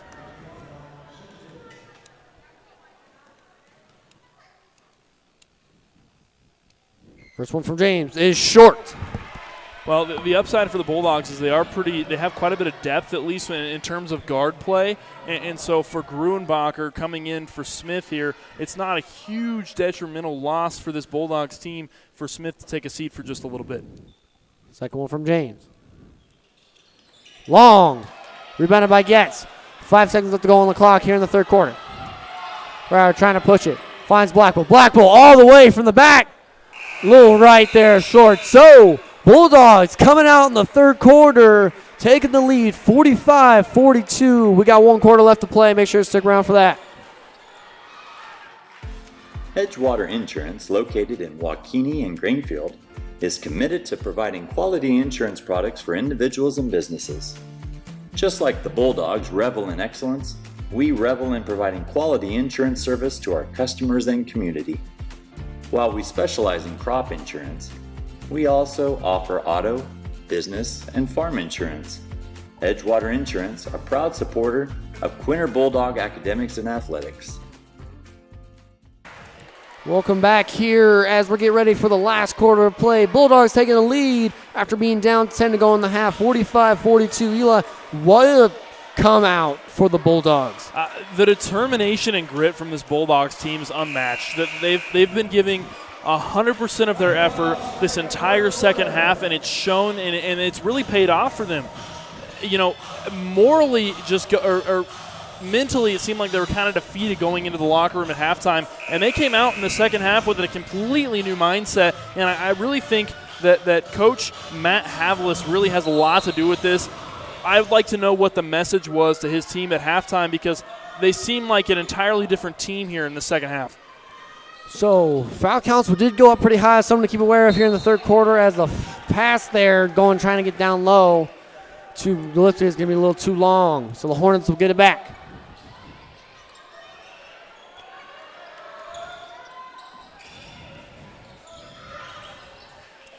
James now with it. Nobody's guarding her. She's going to take a long 2. It's going to come up short, though, as Getz gets the rebound. She'll find Briggs, and Briggs will bring it down quick. Gillespie just trying to slow it down here. Blackwell playing a little crisscross. Gruenbacher had it. Gillespie looked to shoot, no good. She'll take the drive, though. It's going to come off under the rim. Rebounded by Getz. As they're going to give the jump ball, and the arrow is going to be pointing towards the Hornets. 7:14 left to go in regulation. Bulldogs trying to hold on to this lead. Hornets trying to get back to lead.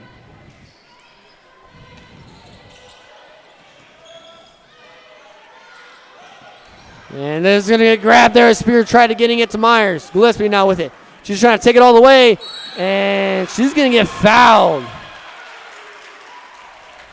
So she'll go to line to shoot a pair, because this one's going to be on Lana Spear. She's going to join her sister with 4.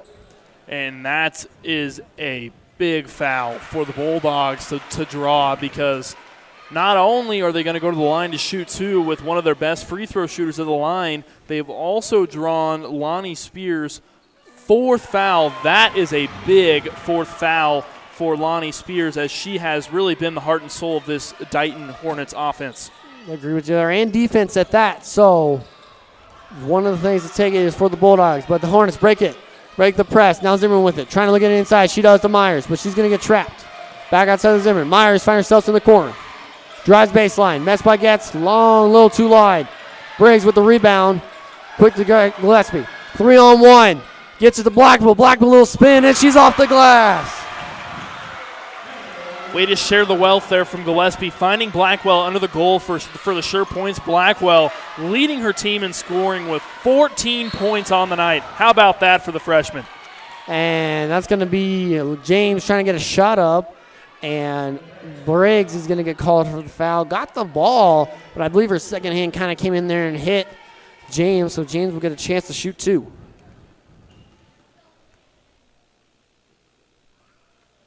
First one's good from James, and that's going to be Briggs' second foul.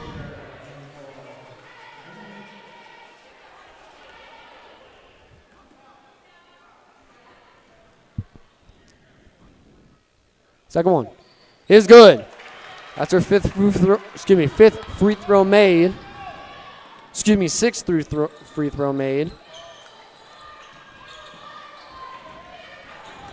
Matching her points from inside. So now Blackwell, long pass to Gillespie. She'll pump a fake shot. And she'll get fouled as she tries driving inside. I think they're going to get James on that one. Yeah, they are. So James is going to pick up her 3rd foul as well. So multiple Hornets now kind of starting to find their way into some foul trouble. Quick inside to Gillespie, no good. As Zimmerman comes down with it. Gillespie's going to make it up and get the jump ball. And the Bulldogs have the arrow.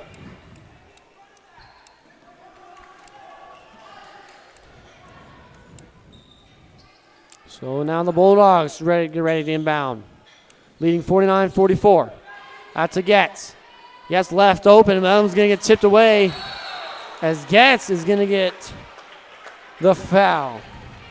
Well, and that's her 4th foul, so she's got to be careful going forward now. Obviously a hard foul on Spear is who she ended up fouling, and Spear really took a hard fall to the floor. But Getz really has to manage her foul count now, as one more and she's out of here, and she's such a big presence for this Bulldogs all team. needed is Blackwell gets the pick off, but that's going to get blocked by Beach. As now James with this, she'll cross it to Zimmerman. Zimmerman back to James. That's going to get tipped away by Grumbacher. Grabbed by Briggs. Briggs between her and the hoop. And she'll get it up to 51 for the Bulldogs. Briggs also now in double figures. She's got 11 on the night. So now Myers with it, and she loses it off her leg. As we're going to get a timeout here from the Hornets. Bulldogs leading 51-44. 5:15 left to go in the 4th quarter. How about that for the Quinter Bulldogs? Talk about a comeback out of halftime. Obviously at halftime they were a little bit defeated going into the locker room. Coming out of the locker room, and just knew so many more signs of life in that 3rd quarter, especially towards the end of that 3rd quarter. They started to break away at that lead, and now starting to pull away with it. If the Bulldogs can keep this up, they can start to make this margin of really going to be hard to come back from for this Hornets team if they can continue to score the basketball. I agree with you there. As we go into here, this final thing, the Hornets kind of got to find that flow they're in there. They're playing great defense, but the Quinter Bulldogs did something a lot of teams struggle with, is coming out in the second half, adjusting to that defense. And that's what you have to do. Give credit to the coach on that one on there, because that's where you got to help your team adjust. You see a lot of teams come out the exact same way, and that's not what you need. So good job by them Hornets now need to find a way to adjust. Like you said, Spears got 4. Both Spear girls got 4. James has 3. Myers and Beach also have 3. And part of that is they've been crutching off that interior defense the majority of this game, and the Bulldogs have found a way to draw those fouls through their interior players. So Blackbull trying to drive, finds Grunbacher. Grunbacher from 3, and it's good! Grunbacher getting her 6th point of the night as a turnover grabs by Gillespie. She'll find Blackwell. Blackwell, she'll take a chance. Rims out of there, almost trying to toilet it in there. But James will have it now. She'll bring it down the floor. Got her by Grunbacher. Gets a screen. She'll try to drive it all the way. As they're going to discuss whether she was set or not. And they're going to give it to Block. They're going to give that one to Blackwell. It's going to be her 3rd. And she'll be shooting 2. Blackwell's one of those that's done a pretty good job this whole game at staying out of foul trouble. So it's good that it was her and not someone else. Obviously, if that was like Getz, that would have been very problematic for this Bulldogs team. As the first one for James is good. That's her 7th free throw. She's now more made from the free throw line than in the paint.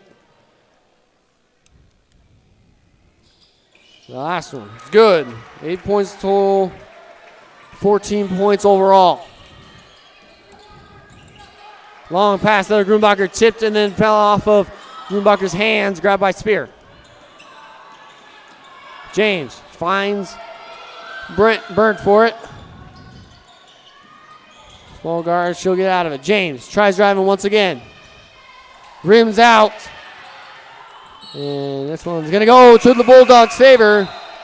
And we're going to see Smith enter the game once again. She's also one of the players. She got 4 fouls in the 3rd quarter. We haven't seen her since. Well, and she's one of those senior leaders on this Bulldogs team. Her presence is felt no matter whether she's scoring the ball or not. She's one of those veteran players you can always rely on. So now the Bulldogs trying to extend the lead. Up by 8. Moving the ball around. Smith. Long pass tipped, but grabbed by Gillespie. Gillespie looking to drive. Little reverse off the glass. Is going to come out too soft. And a fight for the rebound. It's going to be a bit of a jump. This one's arrow is going to be for the Hornets.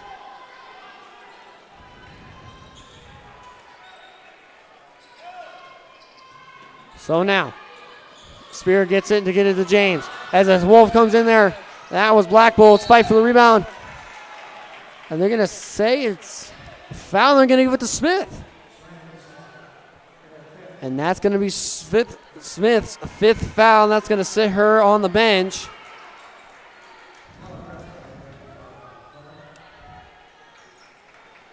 And the the Hornets are 1 away from bonus, and that is not what the Bulldogs need here early. Spear gets it now, tries going baseline with it, gets caught. Trying to getting it to Beach, and it's going to be a little out of reach. It's going to go back to the Bulldogs. Bulldogs have got to be careful. To your point, they have to keep the Hornets out of the bonus. So we're going to get a timeout here from the Bulldogs. 54-46. 3-3 left to go. A lot of play time left. The Hornets aren't out of it yet. Yeah, and I think that was a good tactical timeout there from Matt Havlis in terms of just timing of everything. He needed to slow the game down, relax his team a little bit, and get them to just realize, hey, we're in the driver's seat right now. We're leading by 8. There's no need to panic right now. Just do all that you can to not foul, because we do not want to put this Hornets team to the bonus, because once the Hornets get into the bonus, they're going to start chipping away at this lead real fast. And so if you're the Bulldogs, you've got to continue to be conservative on the defensive side of the ball, and then offensively, they got to keep attacking the rim, because that's where they found the most success. I agree with you there on the attack in the rim with having Spear and James. Kind of a lot of, especially Spear with 4 fouls, take it to her. Make her foul or make her get out of the way, because she's either going to foul out or she's going to get out of the way, and you got to take that bucket. Yeah. So that's something the Bulldogs got to keep up. Both Spears with 4 fouls apiece. Obviously only one Spear on the court, but still – a lot of these Dighton players in foul trouble, and the Bulldogs need to take advantage of that. What an impressive play there. It's a long pass from Gillespie to Briggs, and they're going to come right out of the timeout. What an impressive draw up from the Bulldogs coach. As going to be Spear, tries driving, gets, can't do much to avoid the foul. So 56-48, keeping it within 10.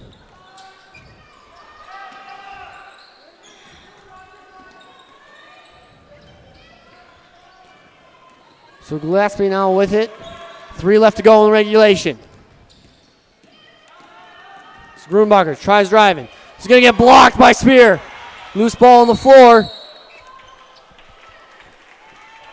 And we're going to get a foul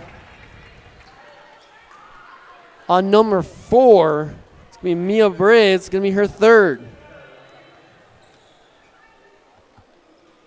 Well, and that's going to put the Hornets into the bonus now. That's going to be a dangerous thing for this Hornets team that shoots really well from the free throw line. A lot of their points coming from the free throw line this evening. You obviously have James with 8 points from the free throw line tonight, and then you've got number 5, Riley Myers. This is her first time at the free throw line this evening, but a lot of points for this Hornets team coming from the free throw line, something they've taken advantage of all night long. First one from Meyer was good. Second one follows just the same. Cuts it to 6. 56-50. Bulldogs trying to hold on to it.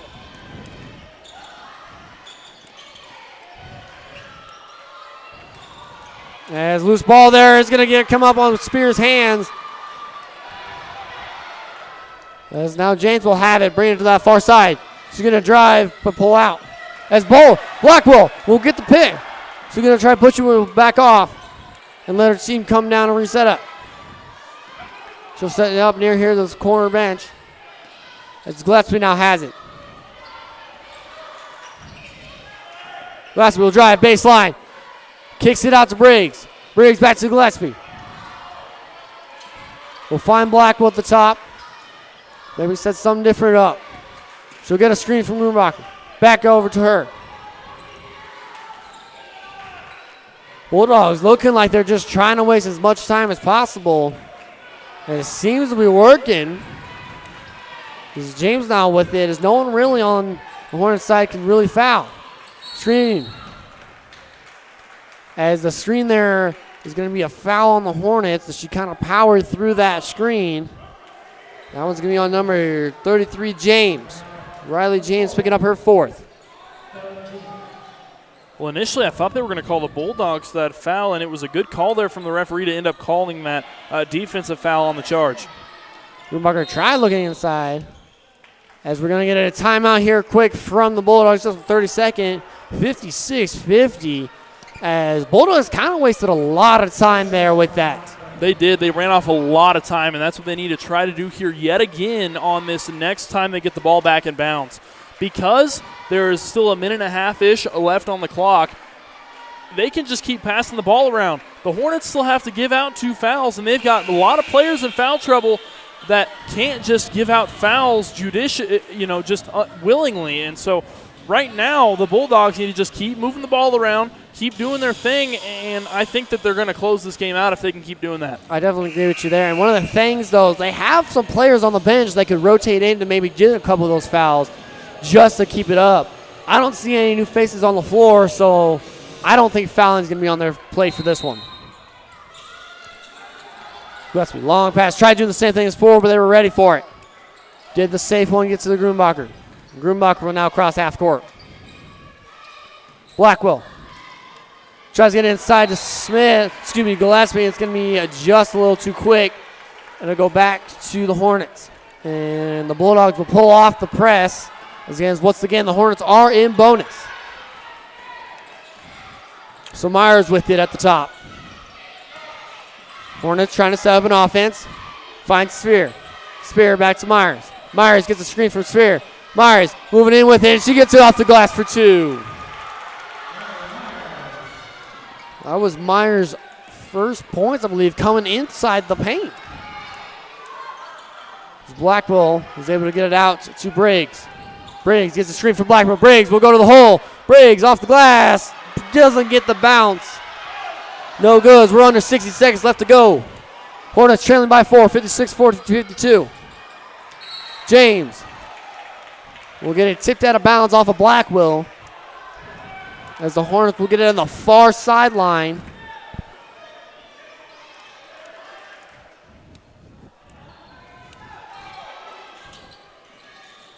And Blackwell tried picking it off but loses it.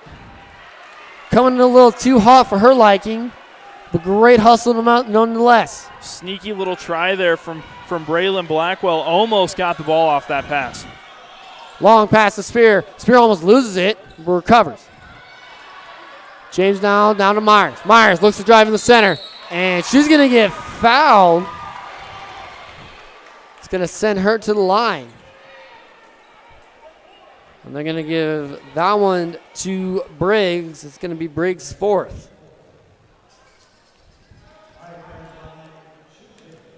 So Myers had 2 earlier. This one's going to rim out. She's going to keep the distance. She has a chance here to make it a 1-possession game, as the Bulldogs only lead by 4. If this is the important one, she's got to knock this one down. This one bounces in, gets the bounce. As we got a sub in for James. Coming in is Burnt. I'm going to go with you. She's got no fouls. She might be the one foul. But Gillespie's got the open reach. Doesn't end up. It's going to end up on Beach. That's going to be her 4th. Excuse me, 3rd. Never mind. Going back and forth.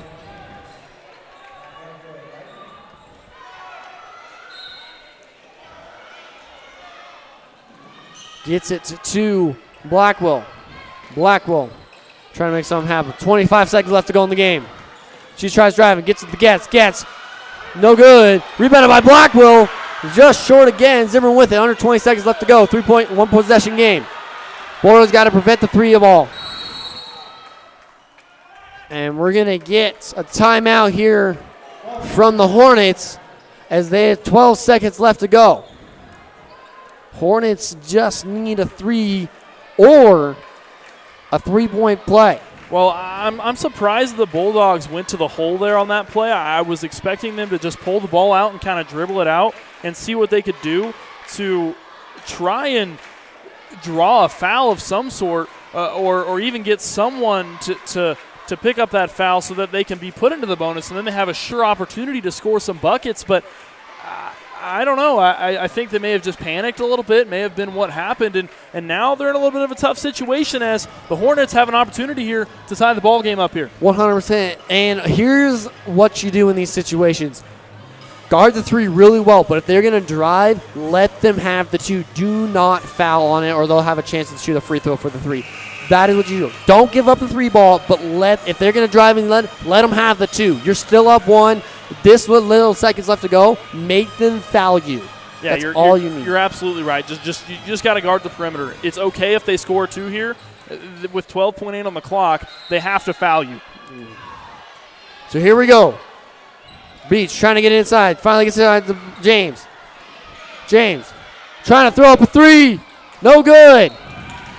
And with 6.9 seconds left to go, we're going to see a sub come in here. That's Malin Burnt. Well, and that was excellent defense there on that possession from Blackwell. She kept her hands up and avoided the foul. There, as we're going to get a quick foul. That's going to be number 5, Riley Myers. It's going to be her 4th foul. So Bulldogs need to make 1 at least to put it to a 2-possession game. Yeah, this first one is the big one. She's got to knock this one down, and that will put the game on ice here for the Bulldogs if she can do that.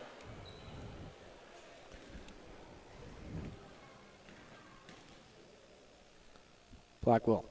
And it's good. Making her 5th free throw of the night. It's going to put her up to 15. And breaking it a 2-possession game as the Bulldogs will pull out everybody. Blackwell has a chance to stand in, and she does. What an impressive showing here Hornets trying to get it. Spear. James, quick shot, no good. And clock runs out. Bulldogs will face Rollins tomorrow. And what a game, what a close game. Bulldogs coming out in the second half the way that they've been down 10. Great energy, loved it. What a basketball game for this Quinter Bulldogs team. They played with heart and they played with grit. They didn't give up.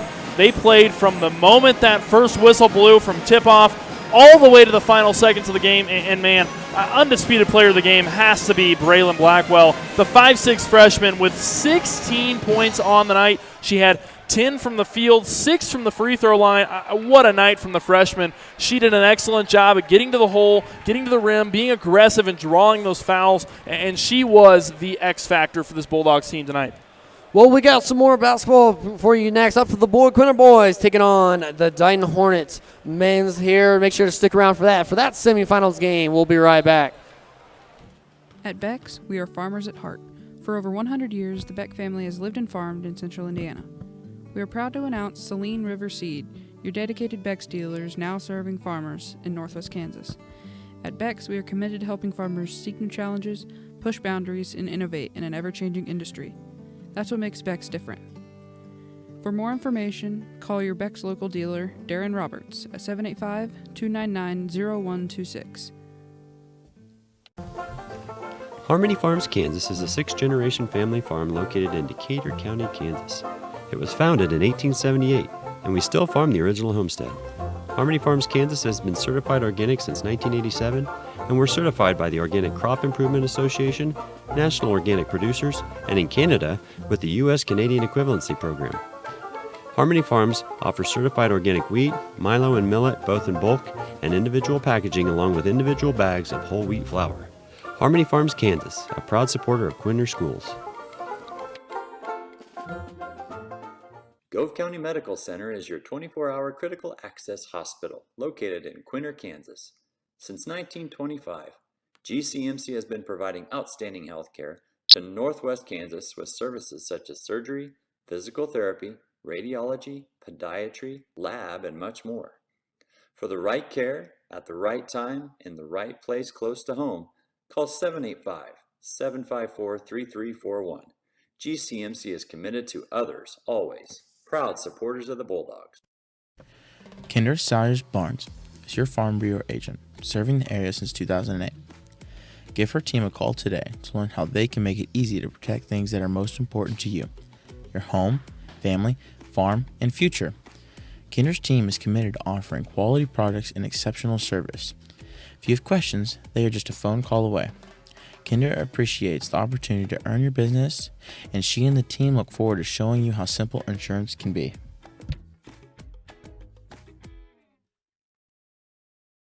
Family Market in downtown Quinter is here to provide fuel for Bulldogs of all ages.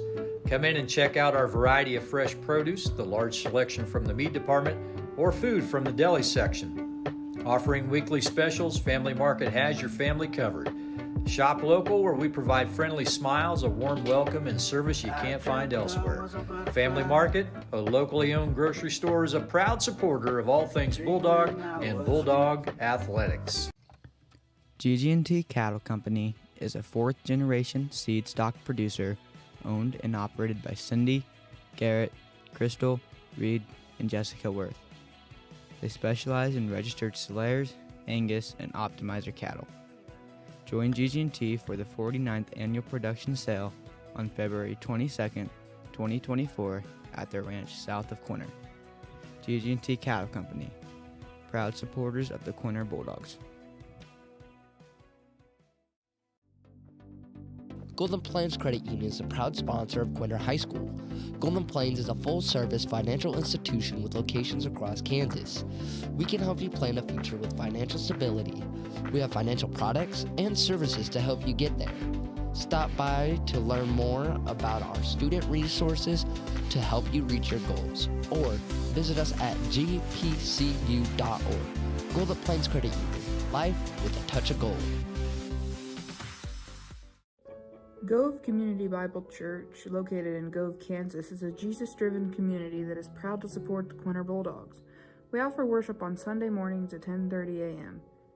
If you would like to know more about our church, visit our website at www.govcbc.com or download our Faith Life app from the QR code. Be sure to follow us on Facebook as well. Good luck, Bulldogs.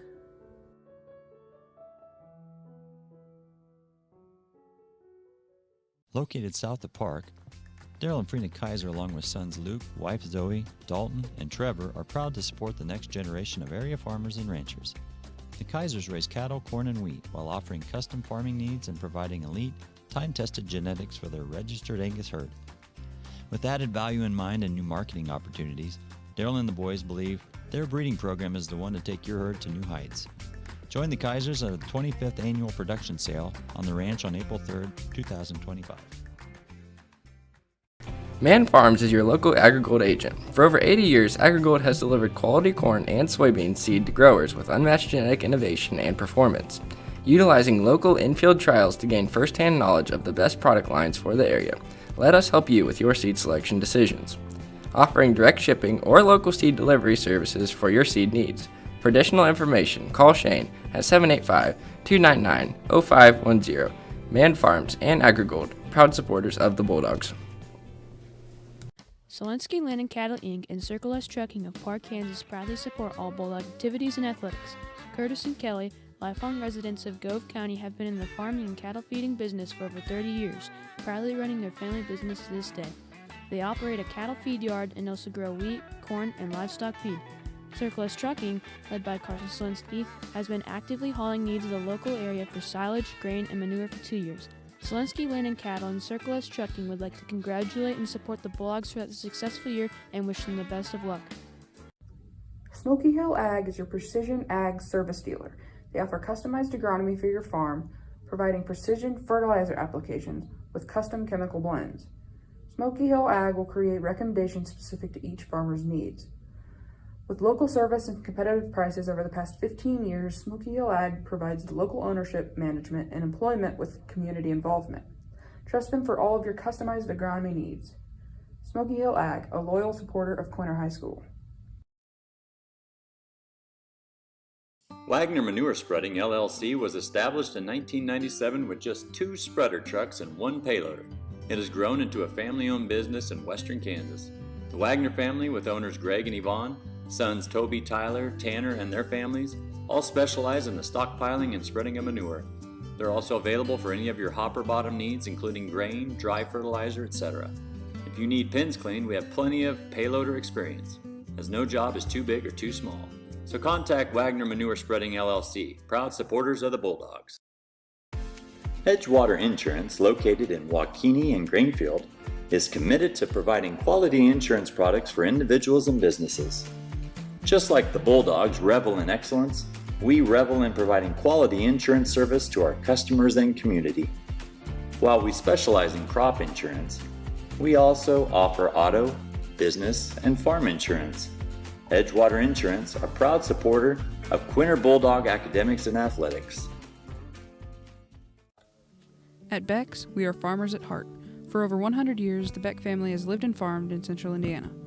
We are proud to announce Saline River Seed, your dedicated Beck's dealers now serving farmers in northwest Kansas. At Beck's, we are committed to helping farmers seek new challenges, push boundaries, and innovate in an ever-changing industry. That's what makes Beck's different.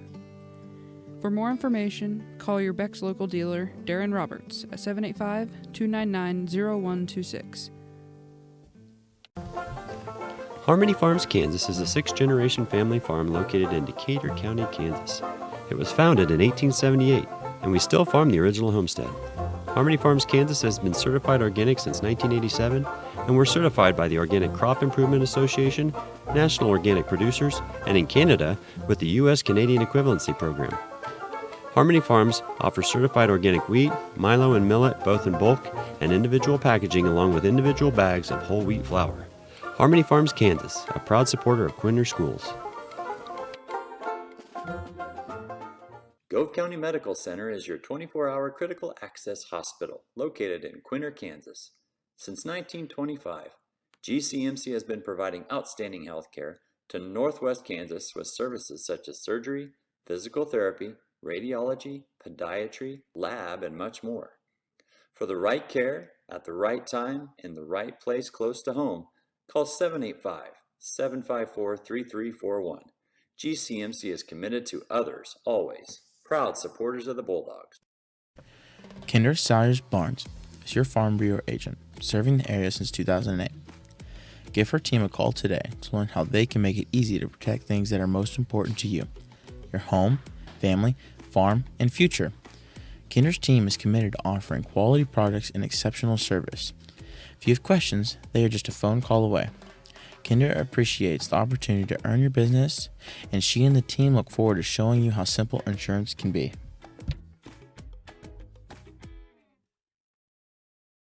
Family Market in downtown Quinter is here to provide fuel for Bulldogs of all ages.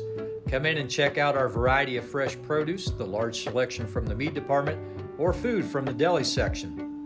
Offering weekly specials, Family Market has your family covered. Shop local, where we provide friendly smiles, a warm welcome, and service you can't find elsewhere. Family Market, a locally owned grocery store, is a proud supporter of all things Bulldog and Bulldog athletics. GG&T Cattle Company is a fourth-generation seed stock producer owned and operated by Cindy, Garrett, Crystal, Reed, and Jessica Worth. They specialize in registered Slayers, Angus, and Optimizer cattle. Join GG&T for the 49th annual production sale on February 22nd, 2024 at their ranch south of Quinter. GG&T Cattle Company, proud supporters of the Quinter Bulldogs. Golden Plains Credit Union is a proud sponsor of Quinter High School. Golden Plains is a full-service financial institution with locations across Kansas. We can help you plan a future with financial stability. We have financial products and services to help you get there. Stop by to learn more about our student resources to help you reach your goals, or visit us at gpcu.org. Golden Plains Credit Union, life with a touch of gold. Gove Community Bible Church, located in Gove, Kansas, is a Jesus-driven community that is proud to support the Quinter Bulldogs. We offer worship on Sunday mornings at 10:30 a.m. If you would like to know more about our church, visit our website at www.govecbc.com or download our Faith Life app from the QR code. Be sure to follow us on Facebook as well. Good luck, Bulldogs.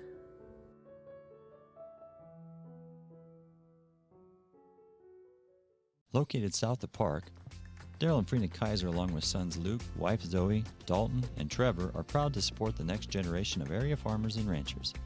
The Kaisers raise cattle, corn, and wheat while offering custom farming needs and providing elite, time-tested genetics for their registered Angus herd. With added value in mind and new marketing opportunities, Daryl and the boys believe their breeding program is the one to take your herd to new heights. Join the Kaisers at the 25th annual production sale on the ranch on April 3rd, 2025. Man Farms is your local AgriGold agent. For over 80 years, AgriGold has delivered quality corn and soybean seed to growers with unmatched genetic innovation and performance. Utilizing local in-field trials to gain first-hand knowledge of the best product lines for the area, let us help you with your seed selection decisions. Offering direct shipping or local seed delivery services for your seed needs. For additional information, call Shane at 785-299-0510. Man Farms and AgriGold, proud supporters of the Bulldogs. Selensky Land and Cattle Inc. and Circle S Trucking of Park, Kansas proudly support all Bulldog activities and athletics. Curtis and Kelly, lifelong residents of Gove County, have been in the farming and cattle feeding business for over 30 years, proudly running their family business to this day. They operate a cattle feed yard and also grow wheat, corn, and livestock feed. Circle S Trucking, led by Carson Selensky, has been actively hauling needs of the local area for silage, grain, and manure for 2 years. Selensky Land and Cattle and Circle S Trucking would like to congratulate and support the Bulldogs for that successful year and wish them the best of luck. Smoky Hill Ag is your precision ag service dealer. They offer customized agronomy for your farm, providing precision fertilizer applications with custom chemical blends. Smoky Hill Ag will create recommendations specific to each farmer's needs. With local service and competitive prices over the past 15 years, Smoky Hill Ag provides local ownership, management, and employment with community involvement. Trust them for all of your customized agronomy needs. Smoky Hill Ag, a loyal supporter of Quinter High School. Wagner Manure Spreading LLC was established in 1997 with just 2 spreader trucks and 1 payloader. It has grown into a family-owned business in western Kansas. The Wagner family, with owners Greg and Yvonne, sons Toby, Tyler, Tanner, and their families, all specialize in the stockpiling and spreading of manure. They're also available for any of your hopper bottom needs, including grain, dry fertilizer, etc. If you need pins cleaned, we have plenty of payloader experience, as no job is too big or too small. So contact Wagner Manure Spreading LLC, proud supporters of the Bulldogs.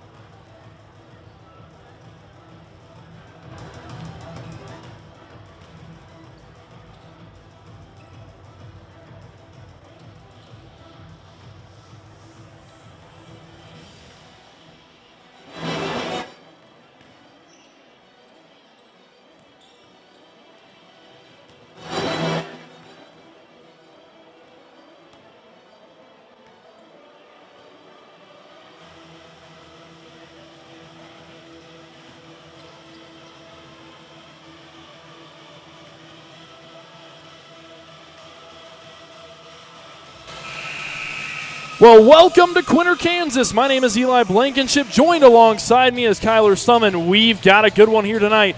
The number 2 seed Dighton Hornets are going to be taking on the number 3 seed Quinter Bulldogs in the semifinal matchup of the winner's side of the bracket here at the Castle Rock Classic. And boy, we've got a good one.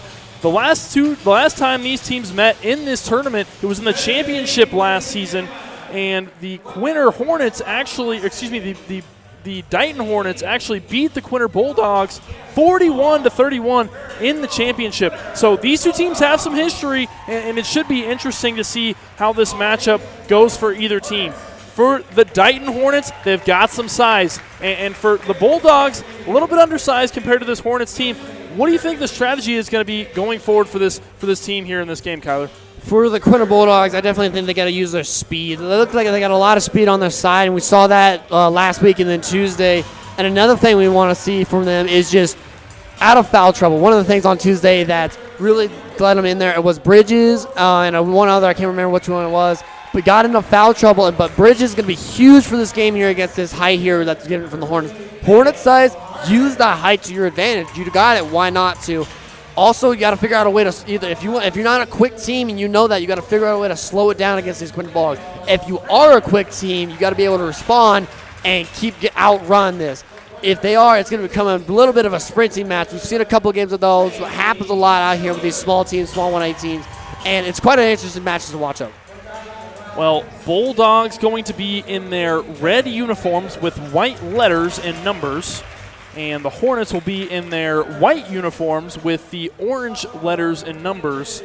And on the scoreboard for us, it'll be the Bulldogs will actually be the visitor, even though they're at their home stadium. They will be the visitor for this matchup because of their seeding in the tournament. So the Bulldogs will start number 1 in Gunnar Katura, number 3 in Cale Hargett, number 11 in Shea Salyers, and then number 22 in Colt Worth, and then number 44 in Cademan Bridges. As for the Hornets starting lineup, they've got number 4 in Boston Scheimer. They've got number 10 in Daniel Kramer, number 14 in Charlie Vogel, number 22 in George Von Leonrod, and then number 23 in Noah Romer. So the music is on. Both teams have gone back to their benches. And we are just about ready to tip off here at the Doghouse. Agreed here. It's definitely going to be a big one here. It's really going to be kind of a little matchup back again from last year's tournament to see who's going to take this one. Definitely going to be struggling. The winner of this one will go on to play Logan. So Salyers, the 6'3 senior, will win the temp for the Bulldogs.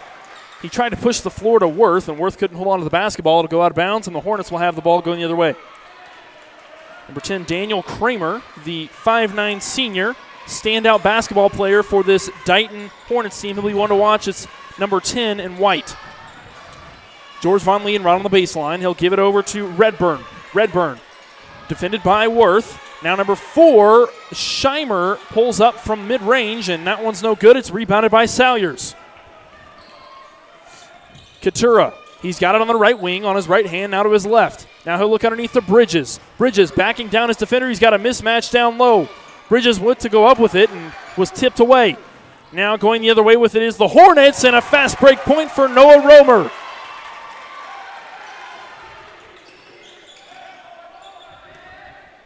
First score of the game comes within the first minute of the game. And Worth will be fouled after a drive through the paint. And I believe they're going to call this a shooting foul. So Worth will go to the line to shoot 2.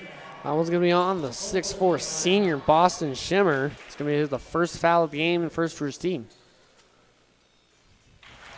So Worth knocks down his first free throw. Boston Scheimer also going to be another one to watch. He's number 4 in white. He's a 6'4 senior and a leader for this Hornets team. Worth knocks down his second free throw. We're level at 2 with 7 minutes to go in the first quarter. Peyton Redburn on the ball. He gets it over to Romer. Now to Von Leeuwenrod. Looking inside to Romer. Baseline jumper's no good. Getting his own rebound. Romer goes up with the right hand. That one falls for 2. Bridges with it on the top of the key. He'll get it over to Katura. Katura to Salyers. Salyers pulling up from 3. No good. And that one's rebounded by the Hornets. Pushing the floor. Redburn. Jump stop to Romer on the baseline. Now out to Von Leeuwenrod on the left wing. Romer can't hold on to the ball after Hargett pokes that one free, and the Hornets will have the ball on the near sideline. Von Leeuwenrod into inbound it. Peyton Redburn with the ball at the top of the key. He finds Scheimer. Scheimer. Mid-range jumper is off the front of the rim and rebounded by Katura. Katura at the top of the key. He's got Salyers to his left. Katura to Hargett in the corner. Underneath to Bridges. Back to Hargett. Hargett, mid-range jumper is off the mark.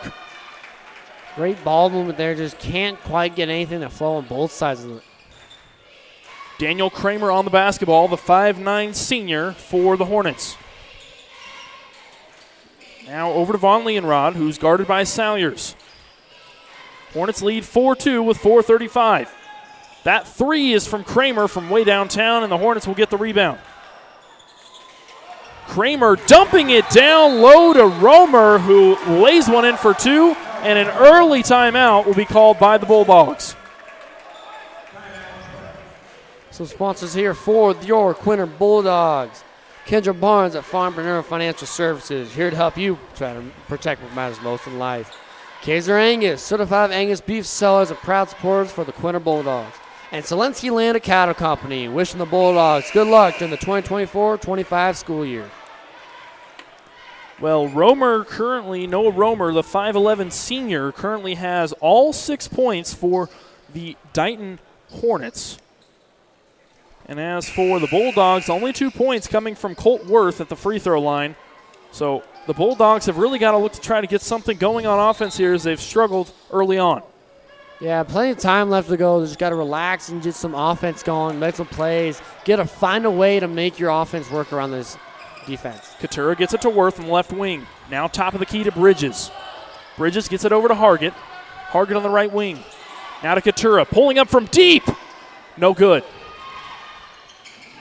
And loose ball. Worth held on to it, but Bridges couldn't quite hold on to the ball after Worth made a last-ditch effort to get it to him. And now the Hornets will have the basketball on their own baseline. We're going to get a couple subs here. Hans Dighton and Cooper Havlis came in. Havlis had a great game Tuesday, so there's someone to look out for. Daniel Kramer on the ball once again for the Hornets. He's guarded by Katura. Scheimer down low to Romer, and Romer's fouled by number 10 and Cooper Havilis, who just checked in. That's his first personal foul and first team foul on the Bulldogs. So Romer looking to add to his 6 points. His first free throw is off the right of the rim.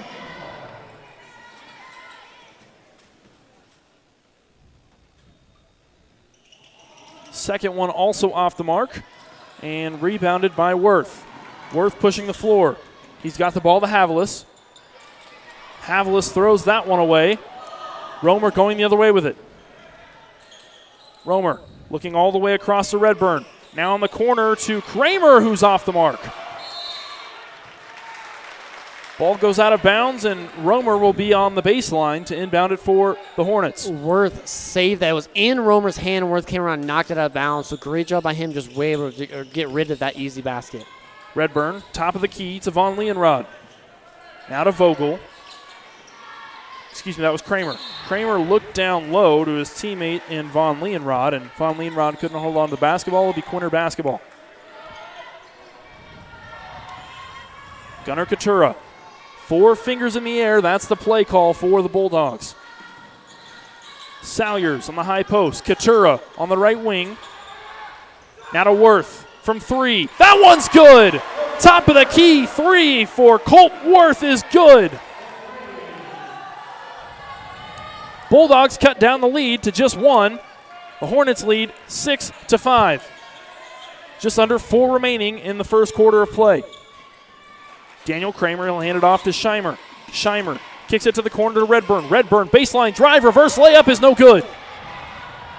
Bulldogs did not touch the basketball before it went out of bounds. It looks like that one came off of Peyton Redburn, the 5'10 senior, and now the Bulldogs will have the basketball going the other way. I'm going to be 100 with you there. That was very lucky for the Bulldogs because you had 2 Bulldogs trying to fight over the rebound. You got to be aware of where your teammates are at. Hans Dighton into the game, getting his first touches. He was on the right wing.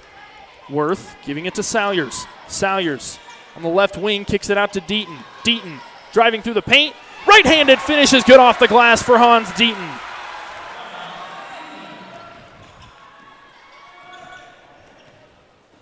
Kramer, step back, baseline jumper is good. What a shot from Daniel Kramer. Like you said, what a shot. Made a move, made a space with it without creating it, and just did a great job with the finish. Kramer will give it to Worth. Now Havilis has got it. Back to Hans Dighton. Katura on the right wing. Little jab step, and now handing it off to Havilis. Havilis firing from way downtown. That one's no good off the back iron. Romer comes down with the rebound, and Daniel Kramer will slow down the basketball a little bit for the Hornets. Hornets lead 8-7, 2:37 to go in the first quarter. Turnaround jumper from Scheimer is no good. Rebounded by the Bulldogs. Colt Worth giving it to Havilis. Now it's Gunnar Katura at the top of the key. Driving through the paint, kicking out to the corner to Salyers, firing from 3, off the mark. Kramer comes down with the rebound. He'll slow it down a little bit. Kramer will give the ball to Von Leonrod. Von Leonrod now to Romer. Over to Redburn. Now on the corner to Von Leonrod. Kramer's got the ball on the right wing, driving in on Katura. Fadeaway jumper. What a shot from Daniel Kramer. That's his second fadeaway jumper. What a God. They all got to figure out a way to handle that. He's making his space. He's doing really well in the finish. Katura pulling up from the left wing 3. That one's no good off the front of the rim. And now that's another 3 miss from the Bulldogs. Maybe your 3s aren't hitting right now. Maybe take a second, take a break, move the ball around, and then see if another shot opens up. Kramer trying to cut up on Katura, and Kramer's right-handed finish is just short. Katura. He'll get it to Havilis. Now in the corner to Worth. Worth, pump fake, baseline drive. No good off the backboard.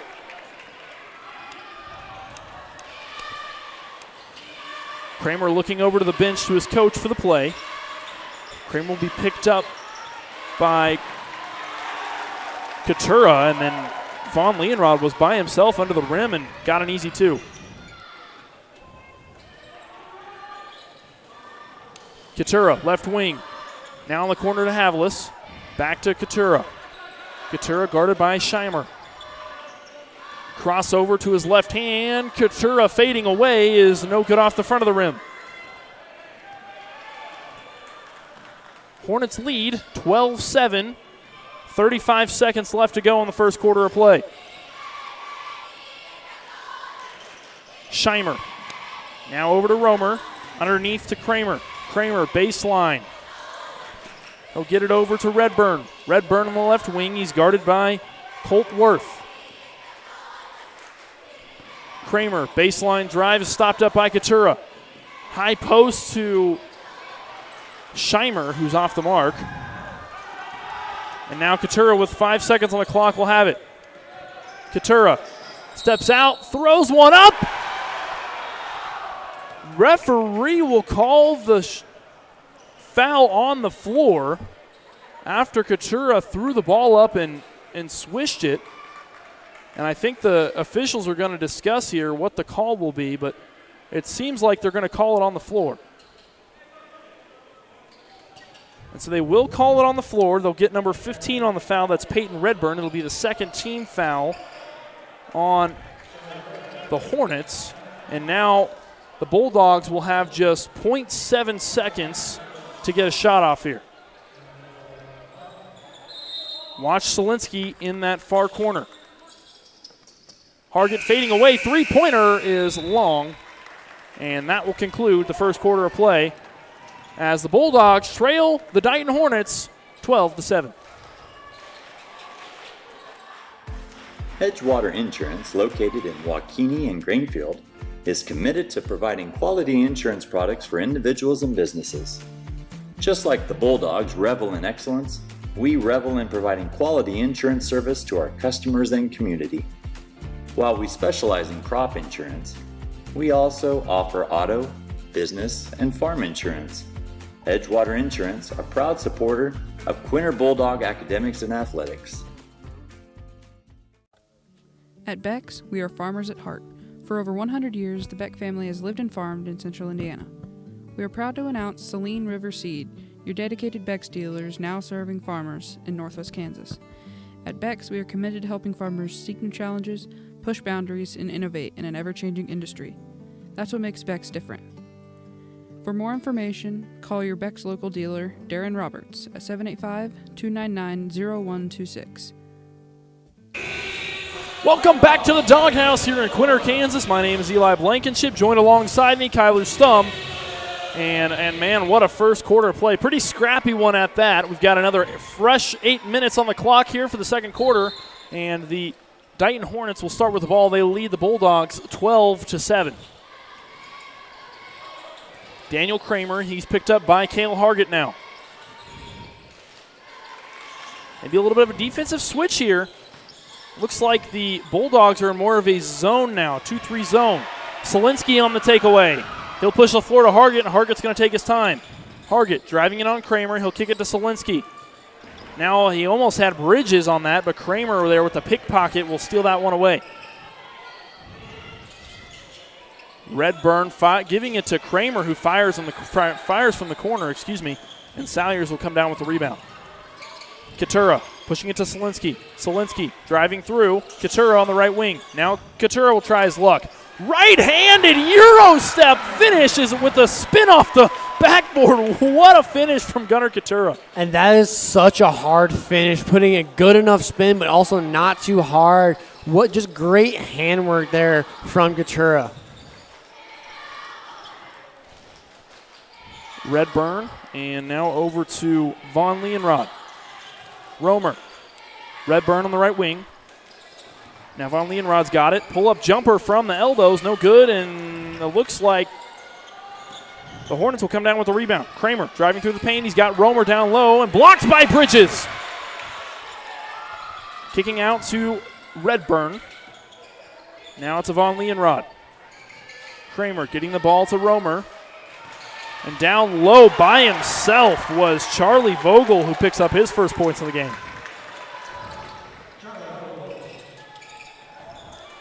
Bulldogs trailed 14-9. Kramer He'll get it, that was Quinter. Get it over to Salyers, who is fouled.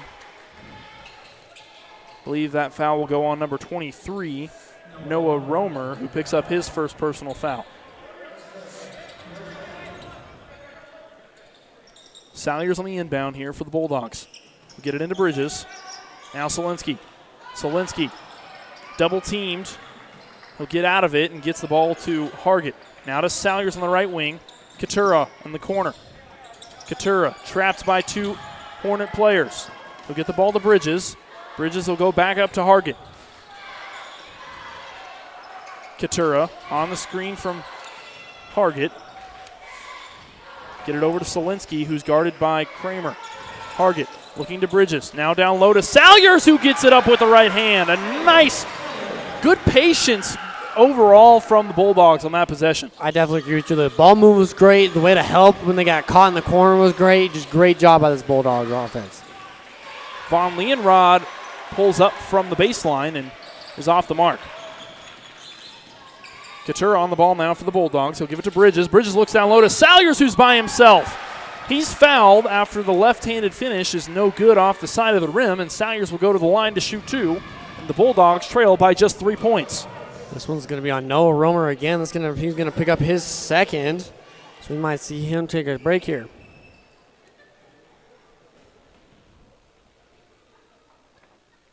Well, and that could really prove to be detrimental for this Dighton offense, as Romer already has 6 of Dighton's 14 points.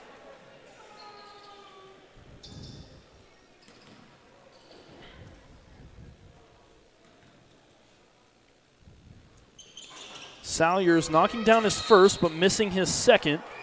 Puts him up to 3 points on the night, and now the Bulldogs trail by just 2 points.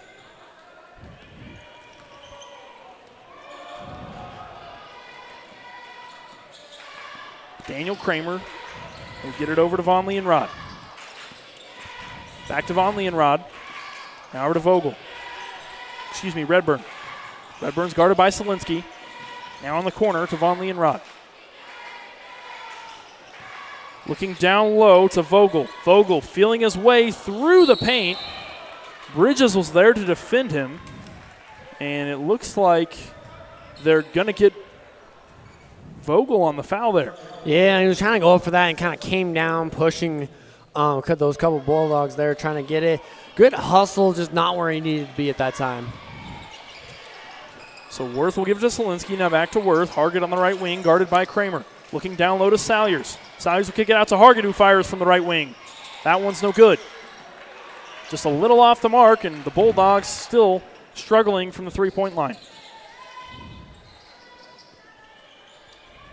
Von Leonrod, and now to Redburn, who is way off the mark. And the Bulldogs will come down with the rebound. Worth pushing the floor to Hargett.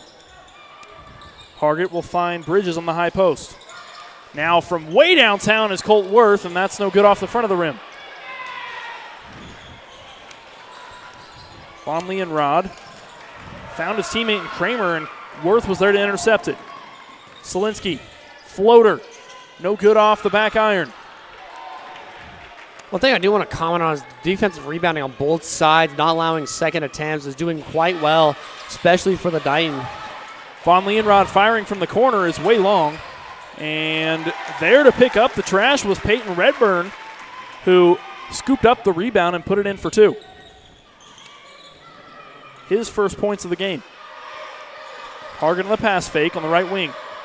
Bridges, high post. Worth driving in. He'll kick it out to Solinsky, who fires from 3. That one's short. Redburn came down with the rebound.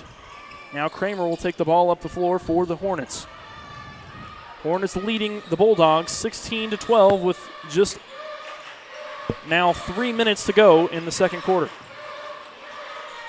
Now a pull-up jumper from Boston Scheimer is good. That's also his first points of the game and extends the Hornets' lead to 6. Yeah, he's been trying to do it all night at those corners, finally on the flow, and that's someone you don't want to be having flow with his height. He's just able to get up with the hops, too, and be able to get that basket. Worth picks up by Redburn. He'll get the ball to Bridges. Bridges was on the block, extended, threw one up with his right arm and couldn't quite get it to go. Kramer. Looks like may get called for the foul here. No, it looks like they're going to get number 4, Boston Scheimer, on a push. And that's his second foul. And no signs of anyone coming in for him. Looks like now they may. Yeah, so Boston Scheimer will take a seat. And number 5, Connor Wilson, the 6'4 sophomore, will check in the game. Boston Scheimer, the 6'4 senior, he's not somebody who won in foul trouble. He helped us team a lot last year when they played these Bulldogs in the championship. Salyers pulling up from way downtown. No good off the back of the rim. Coming down with the rebound already was Connor Wilson with his first touch of the game. Kramer picking up his dribble, guarded by Worth. He'll get the ball over to Von Leonrod. Von Leonrod looking down low to his teammate. That one's blocked by Salyers. Fast break for Worth. Worth is blocked. Kramer with an acrobatic stunt to block the ball. Going the other way with another block. Katura is going to get called for the foul after, and it looks like he can't believe it. It looks like it was a clean block from here, but evidently the referee will say that he got a piece of number 14, Charlie Vogel, who is at the line shooting 2 now for the Hornets.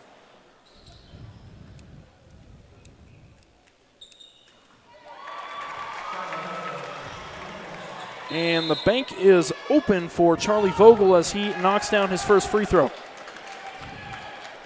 And with that, I think that the Bulldogs are going to call a full timeout with the Hornets leading 19-12. Some more sponsors here for your Quinter Bulldogs. Smoky Hill Ag, serving Lane, Logan, and Gove County. Gove County Medical Center, your comprehensive health care provider in Northwest Kansas. Healing through caring. Gove County Medical Center. Family Market, your hometown grocer. Go Big Red. GG&T Cattle Company. The Worth families are proud supporters of the Quinter Bulldogs. Aragog Seed and Man Farms, helping feed the Quinter Bulldogs and the world. Gov Community Bible Church, a Jesus-driven community. We support the Quinter Bulldogs. Saline River Seed, contact Darren Roberts, your Beck area seed dealer. Farmers and Bulldog fans at heart. And Wagner Manu Spreading, proud supporters of the Quinter Bulldogs and thrilled to help spread Bulldog pride. Well, the winner of this game for the boys' side of the bracket in this semifinal matchup between the Dighton Hornets and the Quinter Bulldogs will go on to play Logan Palco in the championship tomorrow evening at 6:30 p.m. And this has certainly been a dogfight, no pun intended, here early. And second free throw from Vogel is off the back of the rim, and Katura will take the ball down now for the Bulldogs. Katura surveying the floor, and it looks like they're going to get a Hornet on the foul. That was number 14, Charlie Vogel, who will pick up his second foul. And now that makes 3 Hornets with 2 fouls each. And that will put the Bulldogs into the bonus to try and cut away at this Hornets lead. Havlis knocks down his first free throw. And that's Charlie Vogel with the second foul. That's another one of the tall players here for the Hornets here. And that's someone you just don't want to have losing out on all that height. So Havlis goes 2 for 2 at the free throw line. And now the Hornets lead 19-14 with 1.5 minutes left to go in the second quarter. Kramer looking down low. Von Leonrod looks at the high post to Wilson. Back to Von Leonrod. Now underneath to his teammate in number 15, Peyton Redburn, who was blocked. And now the referees will have to discuss to see whose basketball it will be. And it's going to stay with the Hornets, and so Sean Redburn will be underneath the basket to inbound the ball for Dighton. Redburn throwing it into Von Leonrod. Von Leonrod top of the key. He'll get it to Redburn, now in the corner to Kramer. Kramer picked up by Havlis. Kramer will get it over to Von Leonrod, who finds his teammate in Redburn. Fondley and Rod, now Kramer in the corner. Kramer double team. Stolen by Worth. Worth just right where he needed to be in that passing lane, and he'll turn it over, and now the Hornets will go the other way with it. 45 seconds left. Hornets lead 19-14. Kramer with it. He'll get it over to Redburn. All the way across to his brother in Redburn. Kramer now over to Redburn. High post to Wilson, looking down low to Sean Redburn, who is fouled on the floor. I believe they're going to get number 10 on the foul. That's Cooper Havilis. That will be his second foul of the half and second team foul of the quarter. On the drive is Redburn, who's off the mark, and Hans Dighton will come down with the rebound. 15 seconds left in the first half of play. Bulldogs likely to try and get the last shot of the half. Colt Worth will get it to Dighton. Now to Salyers. Salyers, 3 on the clock. Got to get a shot off. Katura driving through the paint and doesn't get it off in time, and that will conclude the first half of play. At the end of the first half, the Bulldogs trailing the Hornets 19-14. Don't go anywhere. We'll be right back with the second half of action in the semifinals of the Castle Rock Classic. Harmony Farms, Kansas is a sixth-generation family farm located in Decatur County, Kansas. It was founded in 1878, and we still farm the original homestead. Harmony Farms, Kansas has been certified organic since 1987, and we're certified by the Organic Crop Improvement Association, National Organic Producers, and in Canada with the U.S.-Canadian Equivalency Program. Harmony Farms offers certified organic wheat, milo, and millet both in bulk and individual packaging along with individual bags of whole wheat flour. Harmony Farms, Kansas, a proud supporter of Quinter Schools. Gove County Medical Center is your 24-hour critical access hospital located in Quinter, Kansas. Since 1925, GCMC has been providing outstanding health care to Northwest Kansas with services such as surgery, physical therapy, radiology, podiatry, lab, and much more. For the right care, at the right time, in the right place close to home, call 785-754-3341. GCMC is committed to others, always. Proud supporters of the Bulldog. Quinter Salyers Barnes is your Farm Bureau agent, serving the area since 2008. Give her team a call today to learn how they can make it easy to protect things that are most important to you: your home, family, farm, and future. Quinter's team is committed to offering quality products and exceptional service. If you have questions, they are just a phone call away.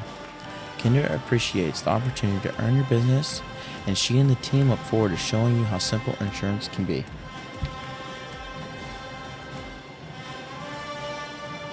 Family Market in downtown Quinter is here to provide fuel for Bulldogs of all ages.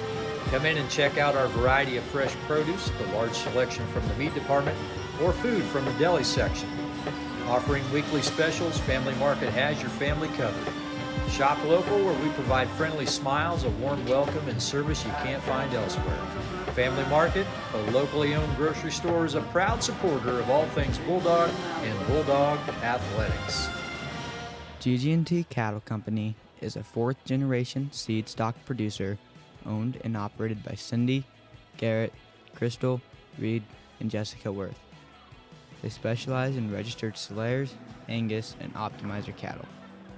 Join GG&T for the 49th annual production sale on February 22nd, 2024 at their ranch south of Quinter. GG&T Cattle Company, proud supporters of the Quinter Bulldogs. Golden Plains Credit Union is a proud sponsor of Quinter High School. Golden Plains is a full-service financial institution with locations across Kansas. We can help you plan a future with financial stability. We have financial products and services to help you get there. Stop by to learn more about our student resources to help you reach your goals, or visit us at gpcu.org. Golden Plains Credit Union, life with a touch of gold. Gove Community Bible Church, located in Gove, Kansas, is a Jesus-driven community that is proud to support the Quinter Bulldogs. We offer worship on Sunday mornings at 10:30 a.m. you would like to know more about our church, visit our website at www.govcbc.com or download our Faith Life app from the QR code. Be sure to follow us on Facebook as well. Good luck, Bulldogs.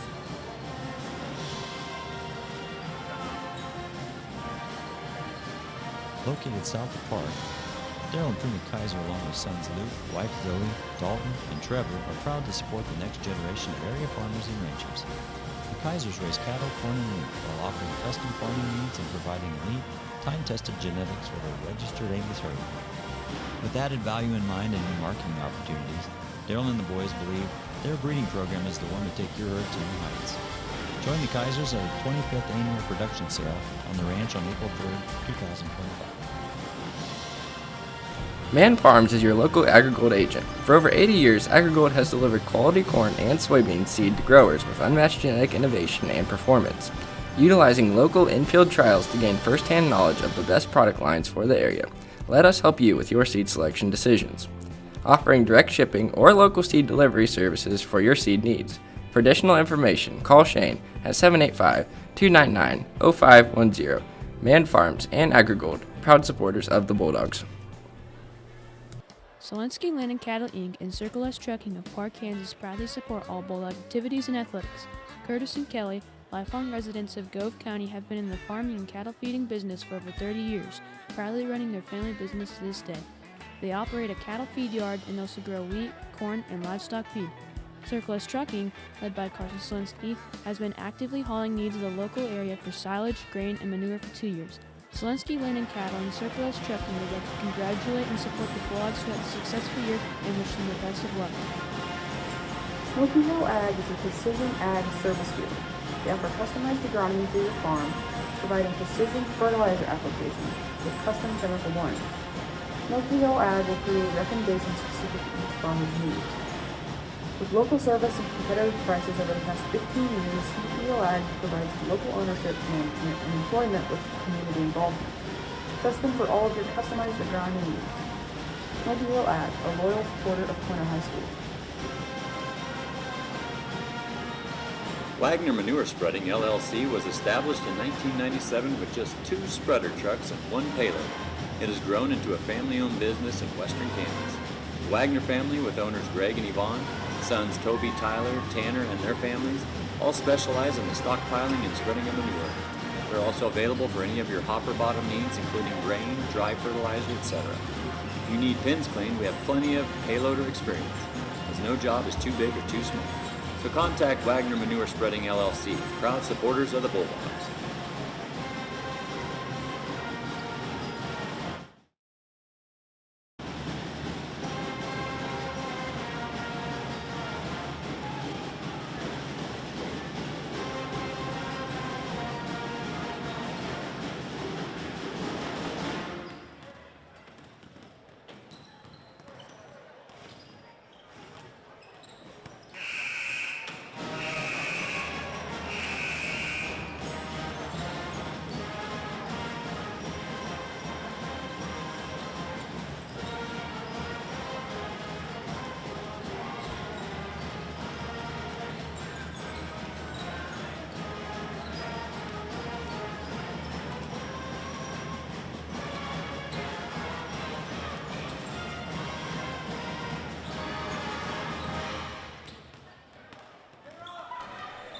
Well, welcome back to the Doghouse here on Friday the 13th, and what a matchup it's been between the Quinter Bulldogs and the Dighton Hornets. The Dighton Hornets lead 19-14 in what has been quite a back-and-forth matchup between the two.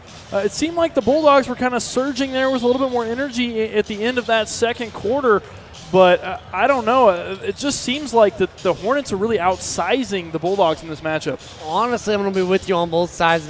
Neither side shots are going in, I'll be honest with you. Like, that's something that's just lacking on both sides. That's why it's such a low-scoring game. Like, 20s in the start of the half, that's always something, either playing good defense or shots not falling. It's the shots not falling here tonight, and I definitely agree with you there.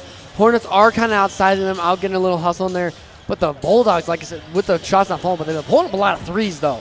not making them, not anything. I get it's hard going inside, but the shots they have made, they're moving the ball, making it go quick, getting those shots easy. Now they're just kind of right at the end of the quarter, lack of time, not paying attention to how much time was left, not getting a shot off in before it maybe even cut it closer. Things like that, the small details is what you got to clean up here. Hornets, you got to keep it up. You got to stay out of foul trouble. You got 3 guys with 2 fouls. That's something to be watch out on the other side. Other than that, Hornets keep got to play good ball, and hopefully their shots will fall too. Well, leading the scoring for the Hornets is Noah Romer, the 5'11 senior. He's really used his size to his advantage down low with 6 points, all coming in the paint. Additionally, Daniel Kramer right behind him with 4 points. He's been a little quiet considering his talent and his ability. The 5'9 senior has been a standout player in past years, and right now a little bit quiet, hasn't really gotten going quite yet, but 2 nice fadeaway jumpers for him. As for the Bulldogs, leading the scoring for them is Shea Salyers, and he's got 3 points. Excuse me, Colt Worth with 5 points, and then right behind him is Shea Salyers with 3. So not a whole lot of scoring, at least on the Bulldogs side of the basketball. There's really been the main 2 in Colt Worth and Shea Salyers been leading the charge for them. I would agree with you, though. I think the Bulldogs need to try and create more quality opportunities by moving the basketball. That's something they do really well, and that's something they need to continue to do. Katura will give it to Worth. Worth over to Salyers. Salyers, high post to Bridges. Bridges backing down his defender. Now over to Hargett. Hargett's defended by Kramer. Hard screen from Bridges, and now Bridges pulling up from the high post, and a nice shot from him, and he gets on the scoreboard after a scoreless first half. Great job from him. He's someone that needs to step up this second half. He wasn't that big in the first half, so he really needs to get offensively and defensively big here. Romer back into the game for the Hornets. He's leading the scoring for them. Peyton Redburn over to Kramer, and he'll find Romer, who fires from 3. That one's no good. Coming down with the rebound is Shea Salyers. Salyers will bring the ball up the floor for the Bulldogs. Salyers pump fake, giving it to Bridges. Bridges tried to dish it right back to Salyers, and he couldn't quite connect. And the ball will go out on the Hornets, and the Bulldogs will have the ball underneath the rim. Bulldogs trailing the Hornets 19-16. Now just 7 minutes left in the third quarter. Hargett pulling up for mid-range. No good off the back of the rim. Rebounded by Worth. Worth going to throw it right back up. No good off the back of the rim once again. I want to be honest with that. Shot from Worth was Ray Rush. I don't think he needs something like that. He's got to be paying attention. Like, yeah, I got the rebound, but I don't need to put it up. Dribble out, set something up. Kramer going to give it to Von Leonrod.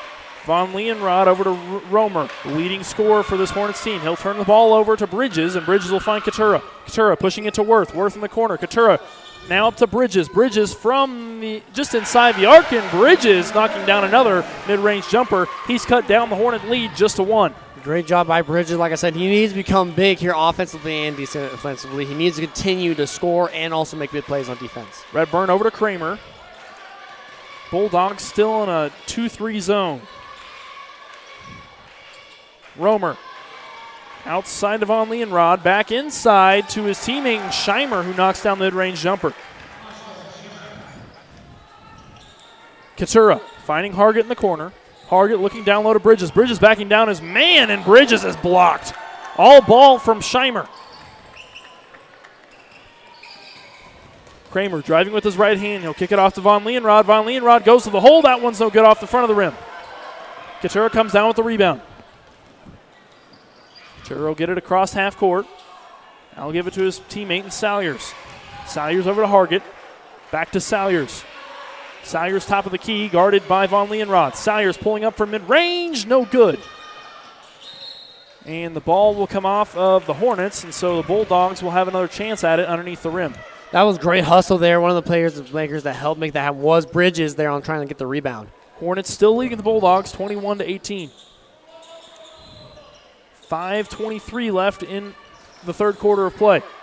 Katura over to Salyers. Salyers, his pass is knocked off by Kramer. Now Bridges will hold on to it. Bridges looking underneath to Worth. Worth just getting bodied up underneath the goal. He's kind of bent over and needs a second to catch a breather. Looks like he may be calling for a substitution. He is, and so Hans Dighton will check in for him. Hard elbow to him. Yeah, we'll see him definitely later after he gets a couple of breaks. But getting great hustle, you got to be paying attention back. Make those passes good, but not so predictable. Hargett going to pull up from 3. No good. Off the mark. Bulldogs still struggling to buy a three-pointer. Kramer will be picked up by Hargett just past half court. Kramer, pull-up jumper from the elbow. That one is good. What a shot from Kramer in between 2 Bulldog defenders. Kramer's up to 6 now. Bridges, top of the key, will find Couture on the right wing. Couture directing traffic. Sends Salyers down to the low post. Giving the ball to Hargett. Hargett will kick it out to Salyers in the corner. Salyers, pump fake. Dribbling through the paint. Salyers still trying to get physical with it. Foul will be a shooting foul, I believe. No, they're going to call it on the floor. And so Salyers will come out of the game after that as he draws the foul on Von Leeuwenrod. And Havlis will come in for him. And now Couture will be under the goal to inbound the ball for the Bulldogs. Havlis. Nice pass fake from him. Now Couture on the ball. Couture looking down low. Now he's got Hargett on the left wing. Hargett back to Couture. Couture directing traffic. Setting up his offense. Couture over to Hargett. Hargett looking across to Havlis. Couture pulling up from 3. That one's good. The Bulldogs finally buy a three-pointer, and they cut down the lead to just 2. Only 2 3-pointers made in this game, both coming from the Bulldogs. Colt Worth had one earlier in the first half, and Gunnar Couture, of course, with the second one. And wide open yet again was George Von Leeuwenrod on the backside. The Bulldogs' interior defense really struggling against that back post cut.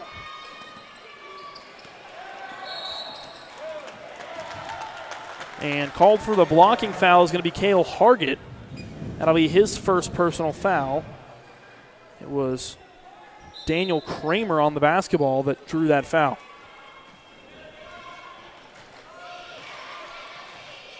Kramer will be on the ball for the Hornets. He'll give it off to Scheimer. Scheimer pulling up from the elbow, and that one's good for Scheimer.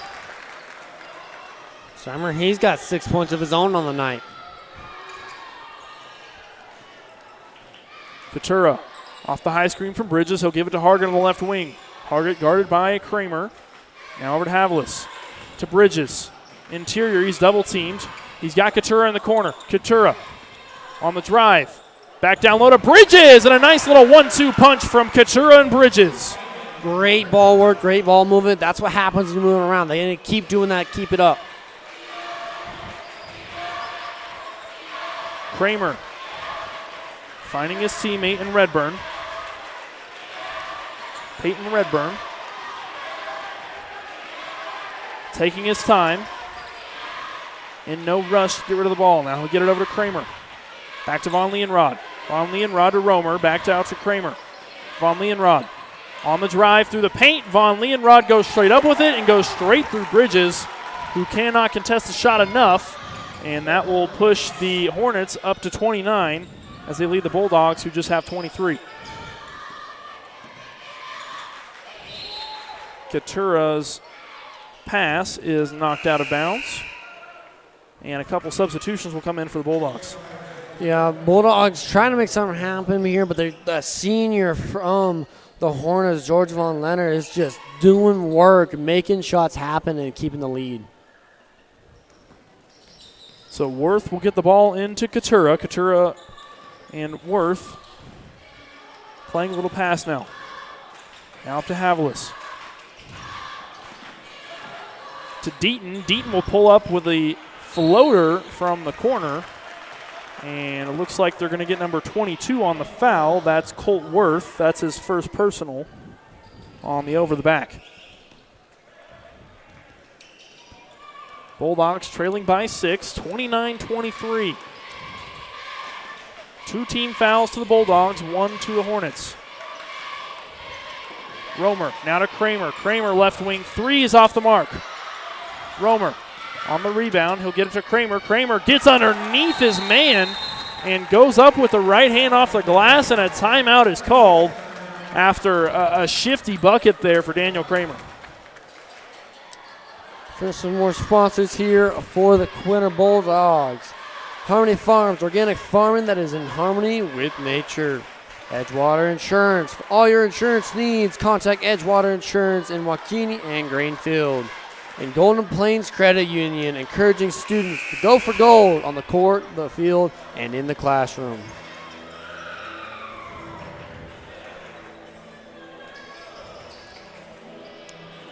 Well, the Hornets of Dighton leading the Bulldogs with 1:41 left in the third quarter of play, 31-23. And it seems like both teams still struggling and fighting for progress, as we're pretty much right where we left off at the end of the first half. I definitely agree with you there. Both teams haven't made a good defensive stop to really take charge. Hornets keeping it up. This is where they want to be, is back and forth. The Bulldogs need to start stepping up on defense. Katura, top of the key. He finds his man in Havlis. Havlis on the drive, and that one was knocked away. Daniel Kramer on an easy bucket on the fast break. He's up in double figures. He's got 10. Katura going to slow it down. Bulldogs trailing by 10 now. Worth kicking out to Dighton. Dighton will throw it out to Havlis. Havlis on the drive. Havlis Euro step and is fouled before he gets the shot off, and the foul will go on the floor. It's going to be Boston Shimmer once again, the senior. That's going to be his third, so he's going to have to go take a seat on the bench once again. Ball is thrown into Salyers, who is fouled. Looks like they're going to get number 22, George Von Lee. No, excuse me, not George Von Leelau. They're going to get Charlie Vogel. That's his third foul. And Salyers will go to the line, as it was a shooting foul. And so Salyers will shoot 2 from the charity stripe. Salyers knocking down his first free throw. And the Bulldogs really have to make every free throw attempt count at this point, as they have got to find a way to cut away at this Hornets lead. Salyers goes 2 for 2 from the free throw line. He's got 5 on the night. Kramer will get it over to Peyton Redburn. Now to Von Leonrod, and now over to Kramer. Romer. Bulldogs now in a 1-3-1 zone. Kramer. Up to Von Leonrod. Now to Redburn. Romer. Von Leonrod. Guarded by Havlis. Now in the interior to his teammate in Redburn. Kramer with it on the left wing. Now to his teammate on the back door cut. Kramer will kick it back out to Redburn. Kramer pulling up from 3. No good. Romer on the save. Getting it into Redburn. Kramer looking down low to his teammate and Connor Wilson, who rolls it in for 2 at the end of the third quarter, right at the buzzer, and that will extend the Hornets' lead to 10. 35-25. Don't go anywhere. Fourth quarter right after this. Edgewater Insurance, located in Waukene and Greenfield, is committed to providing quality insurance products for individuals and businesses. Just like the Bulldogs revel in excellence, we revel in providing quality insurance service to our customers and community. While we specialize in crop insurance, we also offer auto, business, and farm insurance. Edgewater Insurance, a proud supporter of Quinter Bulldog Academics and Athletics. At Beck's, we are farmers at heart. For over 100 years, the Beck family has lived and farmed in central Indiana. We are proud to announce Saline River Seed, your dedicated Beck's dealers now serving farmers in northwest Kansas. At Beck's, we are committed to helping farmers seek new challenges, push boundaries, and innovate in an ever-changing industry. That's what makes Beck's different. For more information, call your Beck's local dealer, Darren Roberts, at 785-299-0126. Well, welcome back to the Doghouse here in Quinter, Kansas, where the Bulldogs, trailing by 10, looking to strike back. Daniel Kramer, guarded by Gunnar Katura. Kramer on the basketball, get over to Romer. Now he's got Von Leonrod. Redburn. Guarded by Worth. Now is Romer. Romer. Floater in the paint is good for Romer. Romer's up to 8 points on the night. Couture to Bridges. Bridges over to Couture on the left wing. Couture, spin move, kicking out to his teammate in Dighton. Dighton firing from three, no good. Rebounded by Worth. Worth still fighting for the ball, goes out to Couture. Couture got Worth in the corner by himself. Worth is good for three. Worth's points coming from 2 threes and a couple free throws. Needs to keep it up. Worth, the 6-foot sophomore, has 8 points on the night. Kramer, baseline drive. He'll kick it out to his teammate, Wilson. Redburn now over to Kramer. Kramer to Von Leonrod. Now back to Kramer. Kramer guarded by Couture. Couture doing all he can to stay in front of Kramer. Kramer has to pick up his dribble. Redburn back to Kramer. 6:30 on the clock. The Hornets lead 37-28. Wilson over to the corner to Redburn. Redburn baseline drive, goes to the reverse. That's blocked by Bridges. Rebounded by Hans Dighton. Dighton will get the ball to Worth, who will slow the ball down and get it to Couture. 6:15 on the clock. Couture will pull up from mid-range. That one's good for Couture. How about that? Couture with 7 points on the night. Bulldogs trail 37-30. 6 minutes on the clock now in the fourth quarter. The Bulldogs need to make it a defensive strong here and go on a run without letting the Hornets respond with the buckets. Kramer in no hurry to run a play here. He'll get the ball to his teammate in Von Leonrod. Now over to Wilson. Wilson looking down low to Redburn. Redburn turns the ball over. That's exactly what I'm talking about. Great defense. Now they got to respond with a bucket. Couture on the left wing. Little shimmy shake on his defender, Redburn. Bridges over to Dighton. Dighton on the left wing. Dighton will get it to Bridges. Bridges looked for his teammate and Dighton off the roll and couldn't quite get it to him. Couture, step back outside the arc and now get it to Salyers. Time winding down, 5:15 on the clock. Salyers on the drive. He's fouled in the paint, and that will mark the first foul of the fourth quarter. It was great work. I'm liking the hesitation, making sure you take a good shot.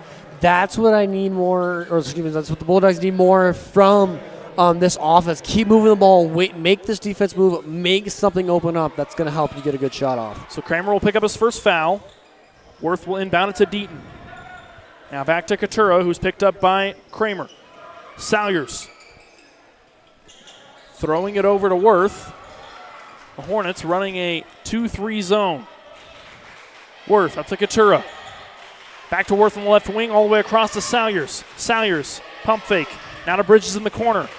Bridges back to Salyers, and now to Couture, top of the key. Bridges calling for it on the high post. Couture over to Worth. Bulldogs really running off a lot of time. And Worth throws it down low to Bridges, who can't grab onto the ball, and now the Dighton Hornets will have the basketball with 4:39 remaining after the Bulldogs call timeout. And the Bulldogs trail 37-30 with 4.5 minutes left. They've got to get something going here, and they got to continue to play good defense. I think this was a good timeout called by the Bulldogs coach here because they were trying to make it open, trying to get inside, and the pass over there, I think it was a little too soon. There was nothing really open. It was kind of forced. I think this timeout they're going to try to figure something out for this 2-3. They're 2-3, yeah, the three's open, but they're so quick at it, the defense getting in there, and that's what's making it so hard to shoot. And I think where they found a lot of success tonight is going for that penetration and then kick the ball out and then move the ball around, and that really gets the Dighton Hornets 2-3 zone just discombobulated, and it makes it really hard for them to really make anything of that defense. And so if the Bulldogs can try and get a little dribble drive, kick, and then try to move the ball around the arc or move the ball to the interior, they can really create some opportunities on offense, but they have to have more defensive stands here if they want to have any opportunity to come back. I definitely agree with you there. They have to figure something out going here, but a controlled drive there to the middle. That's one of some things. They haven't been controlled, so make the defensive kick, not there, swing it, should be something over there. Just keep running that. I like what they were doing, though, and like the hesitation. Let's hope they can see more of that. Von Leonrod will get the ball to Kramer. Kramer will be picked up just past half court by Katura. Bulldogs now playing man defense. Kramer's double teamed. Deaton's got to get out to his man, and Romer. Kramer will pull the ball back out and let the time wind down. 4:15 on the clock. Dighton leads 37-30. Dighton will get the ball to Romer. Now Redburn. Redburn trapped in the corner. That one's stolen by Bridges. Bridges will get it to Katura. Katura not in a whole lot of hurry to push the floor. Over to Deaton. Deaton by himself in the corner. Pulling up from three, in and out.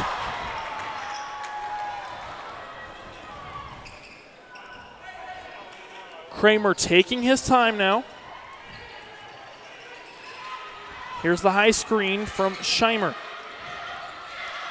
Kramer still in no hurry to run a play. Bulldogs still running a man defense. Deaton was guarding Romer there for just a moment, and now Redburn's on the ball. Now it's Von Leonrod in the corner. Von Leonrod baseline drive is fouled by Shea Salyers. Yeah, that's one of the things that's hard when you're trying to drive that baseline. You got to beat him to the spot, or else you're going to fall behind. You got to try to make a foul, or he's just going to get past you there. So Cale Hargett will check in for Hans Deaton.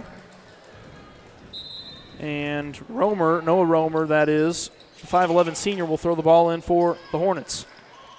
Kramer getting it to Scheimer. Scheimer is off the mark and is fouled by Cademan Bridges.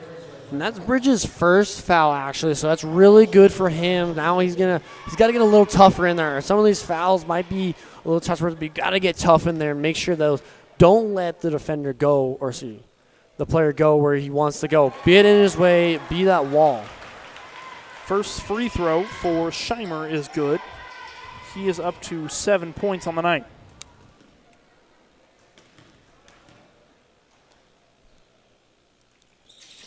Scheimer misses his second, and the Hornets lead 38-30 with 3:10 left in the fourth quarter. Katura looking down low to Bridges. Bridges kicking out to Hargett. Hargett in the corner for three. No good. And Kramer somehow comes down with the rebound in between Worth and Salyers. Kramer still on the ball for the Hornets. He picks up his dribble. He's got his teammate in Scheimer. And timeout for the Hornets, and that will be a 30-second timeout for them, as there's just 2:45 remaining in this fourth quarter of play, and things are starting to look pretty good if you're a Hornets fan. Definitely there, but Bulldogs they're getting the shots there. They just got to get, I'm not sure if they're not feeling it right. The ones from Hansi, that one was just rolled, and just didn't get that one. That one was just unlucky there. The one from Hargett looked a little rushed there, get set, get a little bit more ready, and just make a play, make something happen. You're down 8. You got to get some points started up now, because if you start putting up later, it's not going to be going to run out of time. You have to get something up now.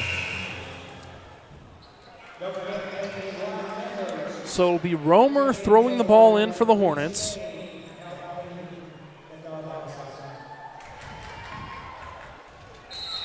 Leading 38-30.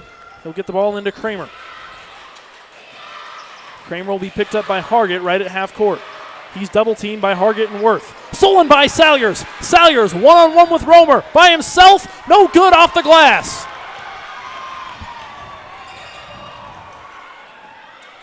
Redburn.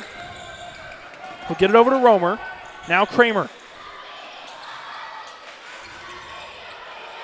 Kramer with a long pass, and that one's tipped by Worth. Now it's Hargett on the ball. Hargett to Bridges, who steps into a jumper. That one's good from the free throw line. Cademan Bridges feeling himself after that one. Cademan Bridges, that's the second or third one made it just from that area right there. Those are the points you need. You could start chipping away. You don't need huge big threes every time. So 4 2-point shots, all mid-range jumpers for Caden Bridges tonight. And man, he's really had quite a second half. I definitely agree with you there. Again, it's one of the people you need to depend on. He's got one foul. Let him go in there. Let him take some hot. Now you got to be back on defense. You got to get a stop here. You're down 6 here, so you got to get something going. You don't need a 3. There's plenty of time to get a nice little 2 and then cut the lead down. But your biggest thing is to play defense. You cannot score and close the gap if you're not able to stop them from scoring.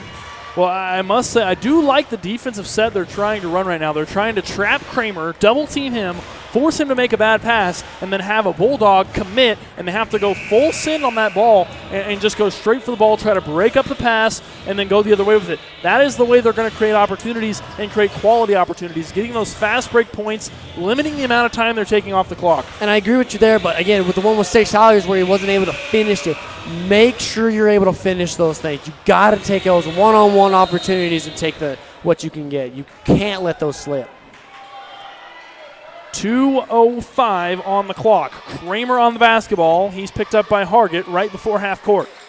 Hargett and Worth trapping him. Now down low is Romer. Salyers goes straight up and no foul on the play. Salyers comes down with the rebound. Now it's Katura pushing the floor. He's got Salyers top of the key. Over to Katura on the left wing. Katura guarded by Redburn.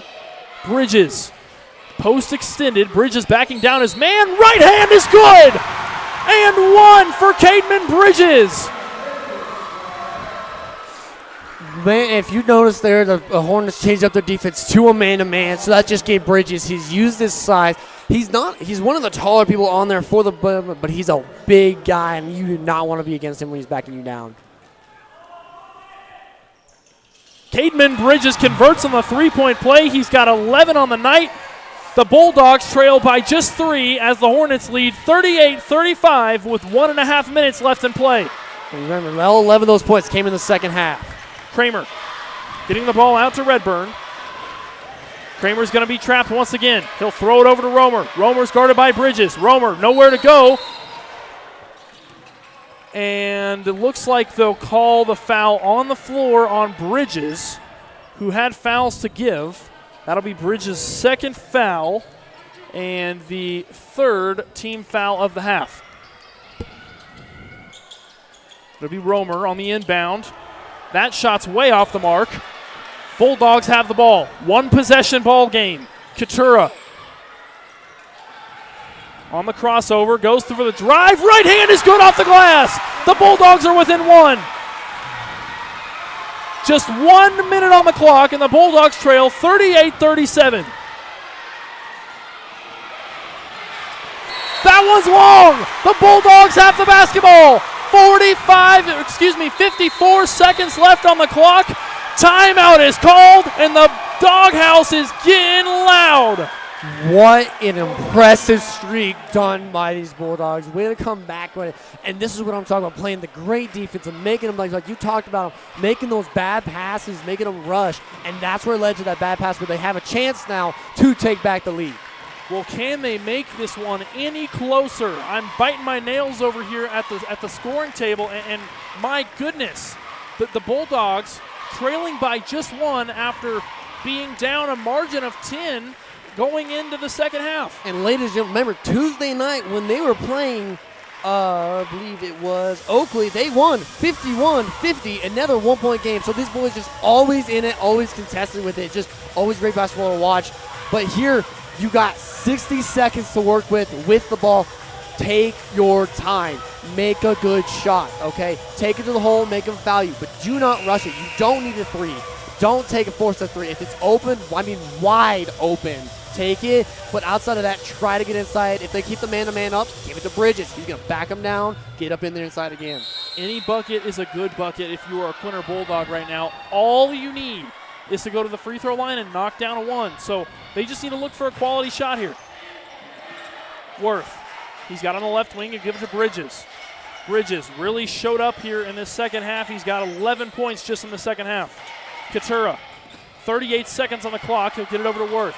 Worth top of the key. Now to Hargett. Hargett looking inside to Bridges. Bridges backing down his man. Right hand is no good. Dighton's got the basketball. It's Kramer who is fouled by Hargett. 26.4 on the clock, and the Bulldogs still have one more foul to give before the Hornets go into the bonus. And that was it was a good job by Kim Bridges there. Good shot. Now they just got to get something else going. And the Bulldogs will foul immediately. Katura fouls Kramer, and that's exactly who you want at the free throw line if you're the Hornets. Daniel Kramer, the 5'9 senior, certainly a standout player for this Dighton team. And so if you're Dighton, you need to make both of these to make it a three-point game. If you miss one, you're putting your chance for an easy tie or a chance for the Bulldogs to win. Daniel Kramer with 10 points on the night, looking to make it 11 or even 12 with these free throws here.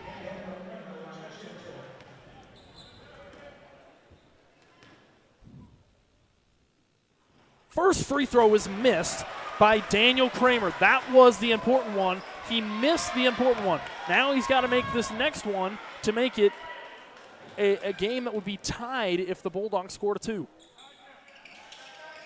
And that one's good. So Bulldogs now with a chance to tie the game up here. Katura on the basketball. Bulldogs will call timeout. 20.5 seconds on the clock. Bulldogs trailing 39-37, and man, can you make this any closer? No, you can't. You can't make this stuff up either. You can't predict what's going to happen in these games. These are the games that make your team here, make or break it. Because who's going to go out there and show, hey, we want this more, we got the heart for it. Bulldogs in their home tournament. They may not be the home team tonight, but they're still at their home school, got their home crowd. Like, they just got a lot of Hornets, they got a reputation to keep here. They were doing good last Tuesday, want to keep the record against the Bulldogs ahead of them, so they got to keep it going. You just got to play good D here against this Bulldogs defense. Whatever play they're coming out with, they're going to come out with some sneaky, maybe getting down to Bridges, maybe a quick thing from Gutierrez, because he did good while driving. Just got to be smart. Bulldogs will have the basketball on the near sideline. It'll be Shea Salyers on the inbound. He'll get it into Katura. Katura gives it to Worth. Now to Salyers. Salyers to Bridges. Bridges to Katura. Katura on the right wing. Katura's fouled.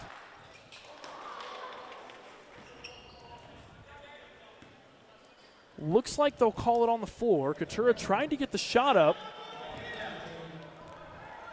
And they're going to give it to number 10 on the foul. That's Daniel Kramer. That's his second foul, and it'll be the third team foul of the quarter. That is definitely an interesting information, but it puts the Quinter Bulldogs into some interesting situation here. Salyers into Katura. 8 seconds on the clock. Katura, spin move. Driving through the lane. Off the glass is no good. And that's the ball game. The referee's going to wave it off. And the Dighton Hornets live to fight another day. They come out on top 39-37, and they'll go to the championship to take on Logan Palco. Yeah, what a well-fought game there. Definitely interesting to do. The foul right there kind of interrupted the Bulldogs kind of play whatever they set up, whatever they had, and just forced Gunter to try to get a drive there. I'm not sure if he was trying to just hoping to get in there or maybe get fouled, but he didn't get anything he wanted there and just couldn't get the rebound. So good effort on both sides. Bulldogs may pick up their first loss here, but definitely isn't something to get down about. Well, thank you for sticking along with us if you're still here for this nail-biter of a game it has been. Final score, Dighton Hornets coming out on top 39-37, and man, it's been quite a game. Joined alongside me has been Kyler Stum. Thank you to our crew here from Tiger Media Network. My name's Eli Blankenship saying good night from the Doghouse.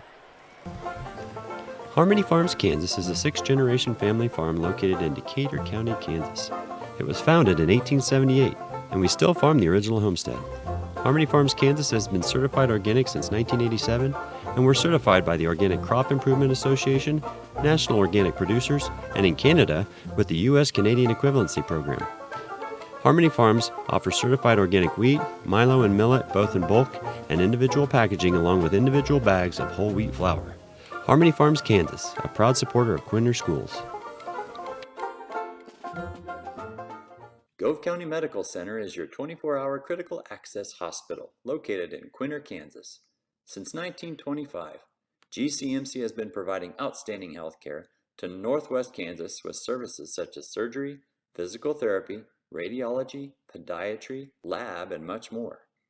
For the right care, at the right time, in the right place close to home, call 785-754-3341. GCMC is committed to others, always. Proud supporters of the Bulldogs. Kinder Sawyers Barnes is your Farm Bureau agent, serving the area since 2008. Give her team a call today to learn how they can make it easy to protect things that are most important to you: your home, family, farm, and future.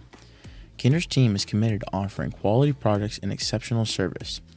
If you have questions, they are just a phone call away. Kinder appreciates the opportunity to earn your business, and she and the team look forward to showing you how simple insurance can be.